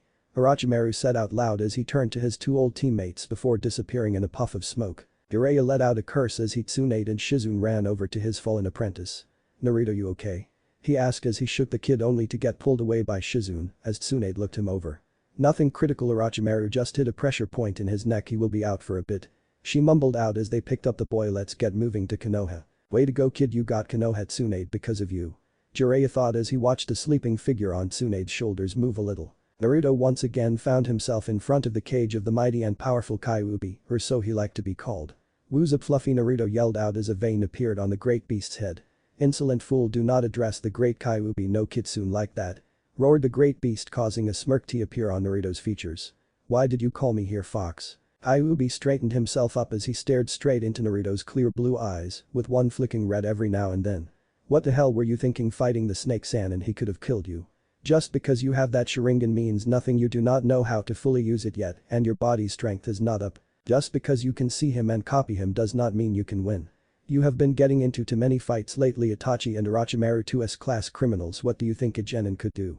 Shut it, fox, you know I am not at a genin level. Maybe, but you're nowhere near S class. I'd say mid-B right now. You want power, then train, learn all 5 elemental jutsu, master the Sharingan, but don't rely on it. The complete nature of it sometimes offers feelings of superiority. The fox explained as both fox and ninja calmed down a bit. How is it you know so much about this bloodline? The Kyuubi suddenly gave the biggest smirk to date with pride in his eyes. Because I created the Sharingan. Naruto's jaw hit the floor hard as he tried to comprehend the words the fox just said. How is that possible? The Sharingan came from the Byakugan. Naruto replied, causing the fox to laugh. Yes, that is true, but who do you think made it? A Hyuga came up to me one day asking for a different, more powerful eye. For his small family, so I altered his DNA so his offspring would have the new eye. It is proof of my genius. No. No, not really. Naruto replied, causing the fox to fall over. What, I made a completely new bloodline that is so impressive. No, you altered the DNA of a Hyuga. The Sharingan is the Byakugan with some alterations, and the Sharingan makers Uchihas into assholes. Bastard Gaki, just train and get out. The fox bellowed, throwing the blonde out of the room and out of his mind. Naruto awoke to the sounds of soft whispering and a up and down motion. He has been out for almost a day. If he keeps this up, we will be back in Konoha before he wakes up. Jiraiya spoke. Well, what do you expect? The kid fought 3 S-class ninjas in under a week. Most genin would not even survive that. Tsunade replied, causing Naruto to smile. I did it. She is coming back with us. He thought as the conversation continued. He is lucky he has that Sharingan to keep track of them. It makes me wonder why he only has one instead of the 2. Shizune asked while both medics looked at Jiraiya for answers, who in turn sighed. He is not an Uchiha. He got a transplant when he and his teammate Sasuke Uchiha fought. Naruto killed him just before Sasuke-sensei Kakashi arrived, who then gave Naruto the eye as a gift to say he was sorry. The frog Sennin explained. Why would Kakashi give his dead student's eye to Naruto to say he was sorry? Did Naruto lose his eye? Tsunade asked, a little freaked out by the Jounin's actions. Jiraiya shook his head. No, his eye was fine. Naruto used to be Kakashi's student, but Naruto did a team transfer because Kakashi never trained him. Kakashi wanted to make it up to him and gave Naruto the Sharingan to help his ninja life and try to earn Naruto's trust back. Jiraiya explained. Yes, Naruto has had a hard life and you can open your eyes. I know you're awake. Jiraiya announced as Tsunade and Shizune stopped walking and Naruto opened his 2 blue eyes. Brad, how long were you awake? Tsunade yelled, bonking Naruto on the head lightly. Naruto yawned as he stretched his arms and legs. A few minutes. Oh, I see you kept your end of the deal, Laba-chan. Naruto snickered out as he dodged a fist coming at his face before running over to Jiraiya and hiding behind the pervy Sannin. Hot Tsunade knows this is one debt collector she can't escape. Jiraiya roared out just before Tsunade's fist connected with his face. Using all the speed he could muster, Naruto quickly grabbed his prize blade from the Sannin's back just before the white-haired man was launched halfway to Konoha. That was close, almost lost my blade. Naruto sighed out as he rubbed his cheek up against the flat end of the blade. Shizune and Tsunade took their full strength to not laugh as Naruto started baby-talking his sword before strapping it to his back. Let's stop here for a break as we wait for Jiraiya to return to us. Tsunade sighed out as everyone stopped moving. Naruto let out a yawn as he increased his weights by 10 pounds on each leg and arm and started stretching. Need to work on my speed. He thought as he started running up and down a big tree as fast as possible with his weights and swinging black lightning in different forms he learned so far. Tsunade and Shizune watched in fascination as Naruto trained chakra control, speed and kinjutsu all at once. Kid has spunk, he'll give him that. Tsunade thought as she looked at her traveling partner and her pig. Come, let's help him. Naruto was halfway back up the tree when rushing of the leaves ahead got his attention. Damn it. He screamed in his head as the blonde big bust Sannin jumped down from the top of the tree with her fist back. Quickly glancing behind himself, Shizune approached him with a kunai in hand. Activating his Sharingan just in time to read their movement and dodged Swan by an inch. Doing a 180, he had just enough time to bring the inactivated black lightning up to block Shizune's kunai attack. Wow, they're fast. I hardly had enough time even with the Sharingan. I need to train more. I should be able to dodge them without the help of my new eye. The short blonde thought as his red Tamode eye turned back to blue as he broke the hold. Jiraiya sighed as he limped back to where he last spotted the group. The loud noises of clanging brought him out of his mood as he looked up into the trees. Now what are they doing? He asked himself as Naruto jumped out of a tree barely dodging the destructive fist of Tsunade without the help of his Sharingan. He must know to train his body and not rely on his gift if he wants an advantage with Itachi. The pervert thought as Shizune tossed a kunai that grazed the cheek of his somewhat apprentice. Naruto let out a few cuss words as he dodged another round of deadly punches barely from the blonde medic while deflecting kunai left and right from Shizune. Jiraiya smirked as he watched the blonde practice. Even during this short spar he is improving with the Sharingan and shadow clones, his learning will know no bounds. Naruto dodged another super punch only to trip in the fissure created landing flat on his face. But he still needs more practice to compare with a Sennin. Naruto sighed as the gates of Konoha drew closer and closer into his sight. You know, Fox, I can't wait to sleep in my own bed tonight. Yes, I know, I bet it would be better with your mate the sword girl in your bed. Kyuubi mumbled out. You well, things like that, she is not my mate. Naruto roared out as the fox let out a chuckle. Jiraiya and Tsunade looked over at the look of anger and annoyance in the blonde's face. But before the slug princess could ask what is wrong, Jiraiya stepped up. "Hey Gaki, what did the fox say this time? Something naughty, I hope. He can talk with it." Tsunade thought as Naruto mumbled, "None of your business." The gates opened with a loud creak as the 4 travelers and 1 pig stepped into the city. Naruto let out a smile as he took a deep breath of air. Nothing could ruin this moment except the huge amount of killing intent directed towards him. Sighing, the blonde slowly glanced to his side to see about 20 girls his age, about 10 civilians and 1 guy who looked surprisingly like Orochimaru. "Naruto, who are they?" Tsunade asked as she looked at the group of individuals. "They are the Sasuke fan club." Naruto mumbled out as the group roared out, "Kill him for what he did to Sasuke-kun." "Well, I got to go bye." Naruto mumbled out as he disappeared in a pile of mud. He replaced himself with a mud clone. Nice. Jiraiya thought. Naruto yawned as he awoke in the comfort of his own bed for once. Blinking a few times, he looked at his clock that read 6:30 in the morning. Time for training. He thought as he pulled on his basic shinobi clothes and walked to the kitchen. Turning on the stove, he boiled some water before pouring it into a ramen cup and began slurping the sweet nectar of the gods. Sighing while patting his stomach, he quickly grabbed black lighting from its spot by his bed and attached it to his back like always. Putting on a smirk, he quickly ran out of the door towards one of the many training grounds. Naruto was running to training ground 7, not because it was his old training ground, no, but because of the water-filled pond it contained would be perfect to practice jutsu. What our hero did not count on it, the person currently occupying the training ground staring at a memorial stone deep in thought. This silver-haired jounin with gravity-defying hair turned to his direction, causing the blonde to come to a complete stop. His half-hidden face with only right eye showing, showed he was smiling. "Well, Naruto-kun, time for our training." Naruto and Kakashi sat in absolute silence, standing across from each other. Deep in the blonde's mind, a battle was commencing. "I still don't know why you think I should train with my traitor of X-sensei, even Jiraiya is better. Because Yubaka Kakashi has the lightning affinity and can train you in it, unlike the perv he most likely has earth or fire." "Fine." Now Kakashi finally spoke, breaking the ice as he pulled out a small square piece of paper. "I want you apply chakra to this, it will tell us your chakra affinities." Naruto sat up at the mention of that. "But my affinity is lightning." "True, but some ninja have more than one, just sometime one affinity is stronger than the other." Kakashi replied as Naruto grabbed the paper and applied his chakra. Kakashi's eye widened as the paper split in half before burning just a bit on the edges before getting moist and having the edges turn a bit to dust. "What happened?" Naruto asked as Kakashi straightened himself up. "According to the paper, your affinities are mostly wind with a little fire, water and earth. That can be expected as the Sharingan users have a little of every affinity, so they can copy Jutsu. But you only said fire, water, wind and earth, what about lightning?" "I don't know," Kakashi replied before looking at the paper again only to jump back. Both ninja jumped away as the 2 pieces of paper were glowing blue and yellow before the paper exploded in an electrical storm, tearing the area around the paper. "What the hell was that?" Naruto asked as Kakashi straightened himself up. "Well, according to this, you have such an affinity to lightning that it caused that to happen. You could be the most adapted person for lightning around, even Kumo don't have that talent." Kakashi thought out loud. Naruto sat patiently taping his foot as Kakashi stared off into space. Bringing his fist up to his mouth, he let out a cough, getting the Cyclops' attention.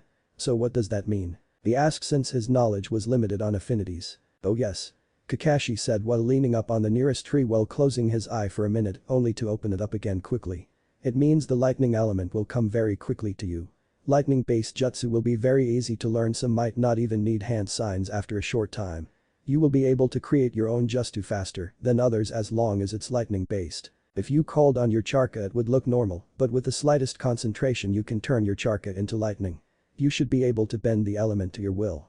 And lastly, you should be able to use it to create your own taijutsu," said in a serious tone, earning a shocked look from Naruto. "But as well as lightning, you should be able to learn all jutsu that don't require a bloodline, and the wind element that beats lightning should be your to control will a little more practice. Now I want you to practice controlling both wind and lightning chakra, well, 2 practices I have made for you. Now I am not the best with wind, so you need to ask Asuma for tips on wind, but I want you to use the wind chakra to cut this leaf in 2 right down the middle. And for lightning I want you to first use the chakra and pump it into that boulder over there until it cracks." Kakashi instructed as Naruto nodded his hand before forming a cross-eyed shadow clone jutsu. He cried as 1,000 Narutos popped into. Naruto let out a breath as he looked at the closest 5 clones. "You 5 find Asuma and get info out of him on wind chakra," he ordered as the clones took off at high speeds in different directions. Shadow clones cleaver, so he did learn the secret of them. This training will go along much faster. Kakashi thought as the Narutos all stood by the rock as the original's eye morphed to the Mangekyo before the word Tsukiyomi was heard and every one of the clones collapsed, showing they had been sent into the Genjutsu world. Kakashi stood looking at his new student as all the clones collapsed, wonder why the blonde used the most powerful genjutsu on himself. But his confusion increased more as the clones all poofed out of existence. And the original stood up before placing one hand on the boulder and it completely shattered into dust as lightning danced around the ground. This caused the Cyclops' eye to bug out. "How did you do that?" He yelled out as he could only crack the rock with both hand and here the boy who just started the exercise surpassed him in control. Naruto let out a chuckle as the Sharingan turned off and he stared at Kakashi. "Clone speed up my training. There was 995 clones that I sent to Tsukiyomi, so every clone had 72 hours of training in the Genjutsu world, that's 71,640 hours of training, and since my affinity is big, it was even easier. I am sure wind will take more time, but lightning is easy." Naruto explained as causing the Jounin's eyes to bug out even more. Amazing, he thought of that training method. He could surpass the Hokage soon if he uses that. Kakashi thought as he tried to calm himself down. "But of course I won't use that method a lot. I must not rely on my eye a lot and it does drain me a lot to make that many clones, so I only use that on hard skills." Naruto explained as he sat down for a minute, taking a deep breath and allowing the fox to start to restore his chakra he lost. Meanwhile across the town Asuma was showing the clone of Naruto some tips on wind-based chakra, mainly telling him to compress it to edge and throwing it into a boulder making it go clean through. "Thank you," the clone said as it disappeared into a puff of smoke, causing all of Team 10 to sweat drop while all thought it was just a clone. Naruto rested his head on his hand as the information came to his mind and he slowly stored it into his mind. "I must thank the fox one day," he thought as the information of the other clones popped into his head too. You see, when Naruto learned about his Shadow Clone's second ability he found out how firsthand how all the information can put a strain on his head, so the solution the fox came up was to increase his intelligence and brain power, allowing him to store all the info without hurting him, as much the info would enter his mind and be sorted like a machine without him even controlling it. "Oh crap, Tenten is looking for me." He panicked as his last clone was dispelled with a punch-taught face from a certain bun-haired panda girl. As almost as if he read his mind, Kakashi walked up to him. "Training is over for today. Tomorrow I want clones to work on wind control. Will I show you some more lightning control skills and maybe a jutsu or two?" Kakashi explained before disappearing in a puff of smoke. "Damn, I got to learn how he does that." Naruto thought as he added that to his list of things to learn from the one-eyed pervert, such as how he eats food without removing his mask and how he does jutsu without burning off his mask. Sighing, Naruto stood up, made 5 clones and had one work on Taijutsu katas, one on Kenjutsu with a stick, one practice the jutsu he knew, one make up new idea for jutsu, and the final one work on making bigger rock shatter with lightning-based chakra. Naruto let out a chuckle as he made his way out of the forest to the doom that awaited him at Tenten's house. "Kakashi, you should know I never stop training," Naruto thought as he continued down the street. Unknown to him thought the clone working on lightning had other ideas as he formed the cross-hand sign and 5 more Narutos popped up without even having to hear the command. They 5 clones grabbed a leaf and began working on wind-based chakra control while the clone chuckled and began working on lightning again. Tenten sighed from behind the counter. First she had not spared with her favorite punching bag in ages. Then she saw him and hear unright by her, so she hits him causing him to disappear. She had hit a clone. "That jerk sends clones to do his work, does not even come to see me," Tenten thought as she started to enter battle. "No, why do I care if he sees me? I don't like him, right? Yes. No. Yes. No. Yes. No. Maybe yes, I can go with maybe for now," she thought as the bell rang signaling a customer had entered. "Welcome to Konoha's best weapons store, Tenten. How may I?" Tenten said, as if she was reading from a textbook, while she turned only to stop in mid-sentence when she noticed the blonde spiky hair, the huge sword and the stupid grin of Naruto Uzumaki. "Hey Tenten-chan, how are you today?" Naruto asked while closing his eyes and rubbing his head. "Big mistake. Naruto no baka," the panda girl screamed as she lunged from behind the counter and tackled the blonde before slamming his head into the floor. "You have been home all this time and don't even stop by to say hi. You send clones all around and don't even come here. You take me off my team, you take my knowledge of swords, and you don't even come to visit." It was at this moment that Mr. Mitter decided to walk into the room. He repressed a chuckle as he walked behind his daughter, who was still on top of the almost unconscious boy, yelling at him. Well, my little Tenten is so grown up, 13, and she is already taking boys the third base." He spoke in a calm voice causing Tenten to freeze up. Sweat started to build up on the girl as her face resembled Hinata's and she began to sputter as her sense of touch went back to normal and she felt something pressing against her butt. Naruto was slowly regaining his senses as he looked from the red-faced girl to his father behind him laughing and then down to his pants. Having a girl on top of you moving like that have certain effects on most guys, and Naruto was no different. His face began to redden up, as well as both used their ninja speed to stand up quickly and regain their postures. In calm thought wood chairs a new set of kunai cleaning black lightning. Naruto thought as he tried to regain control of his body. Tenten shirtless, yes, Tenten shirtless, hey wait a minute, stop that. Naruto screamed in his mind as pictures popped into his head, causing him to pass out from a nosebleed. The last thing the blonde heard was even more laughter from the father, Tenten's squeak in surprise, and the laughter of everyone's favorite red fuzzball. Tenten was in the same train of thought minus a talking fox in her head, but her father was not helping. You see, her parents were just like all of Konoha, they hated Naruto, but after watching their daughter train with him and her talks of him almost every day, they began to realize their daughter's feelings for the boy and began to treat him better. Plus messing with their daughter was fun. Seeing the boy collapse with certain things growing and his daughter staring at it trying to control her pervert, he could not help but go up to her and whisper in her ear, causing her to pass out from a nosebleed. Mr. Mitter could not help but be more evil. Quickly he grabbed his daughter, laying her on top of Naruto with her chin resting on his shoulder. Hehehe, I am evil. He laughed out as he took a few pictures and left to the back room to hide the camera and work on the weapons he was developing. Naruto awoke a few hours later after screaming at a fox and getting harasses mentally. He was finally able to awake. The first thing he noticed was extra weight on top of him, not that it was very heavy or uncomfortable. He started to open his eyes only to get attacked by sunlight, causing him to close it again. So instinctively he began using his other sense, mostly his sense of touch. Not too smart. Soft. He thought as his hand cupped around something soft and squishy to the touch. Ignoring the laughter of a fox in his head, he gave it a little squeeze to try to get a feel of his surroundings, only to hear a soft moan. Tenten was having a good dream, even thought she was assaulted by her pervert. Her father was not much of a help. She was able to subdue it and lock it away for the meantime. She was currently dreaming about wielding certain black sword shaped like a lightning bolt, slashing through various rocks. This dream was one of her favorites next to having Lady Tsunade shake her hand as an equal. It did not put her in a good mood as she was forcibly awoken by someone touching her. I was having a good dream sleeping on something very comfortable and someone keeps poking me. She screamed mentally as her eyes flew open. The first thing she notices was the sun was beating down on the area she was as luckily her eyes were not facing the sun or she could be seeing spots. The second thing she noticed was the comfortable sleep surface she was laying on was the one and only Naruto, causing her face to redden. The finally thing she noticed was that the blonde ninja was groping certain assets of hers, causing her face to redden more. It was a nice quick meeting between the two Sannin and one aged Hokage as they caught up. Hentai. Came a girl's voice shattering the windows of the Hokage tower and making everyone in the village cover their ears. Wonder what that was? The third asked himself as Jiraiya started shaking a bit. My pervert senses are tingling. He mumbled, earning him a whack from Tsunade. Naruto's eyes flew open as those words entered his ears as he saw the panda girl on top of him, but what caught his attention was the fact that he was groping her. His eyes widened into dinner plates and both ninja leapt up from their position. Tenten-chan, I'm sorry. He pleaded, trying to prevent the beating that was going to come. I never wanted that to happen. I'd never grope you. He cried out, causing the bun-haired girl to stop. He does not want to grope me. What, am I not good enough for him? She asked herself, slowly slipping into a depressed state. So I am just some fail-safe for him then. She screamed, having the depression replaced with anger as she balled her fist and shoved it into the blonde's gut, sending him flying out into the backyard. She has some serious problems. Grabbing the nearest object, a sword, she charged out into the backyard.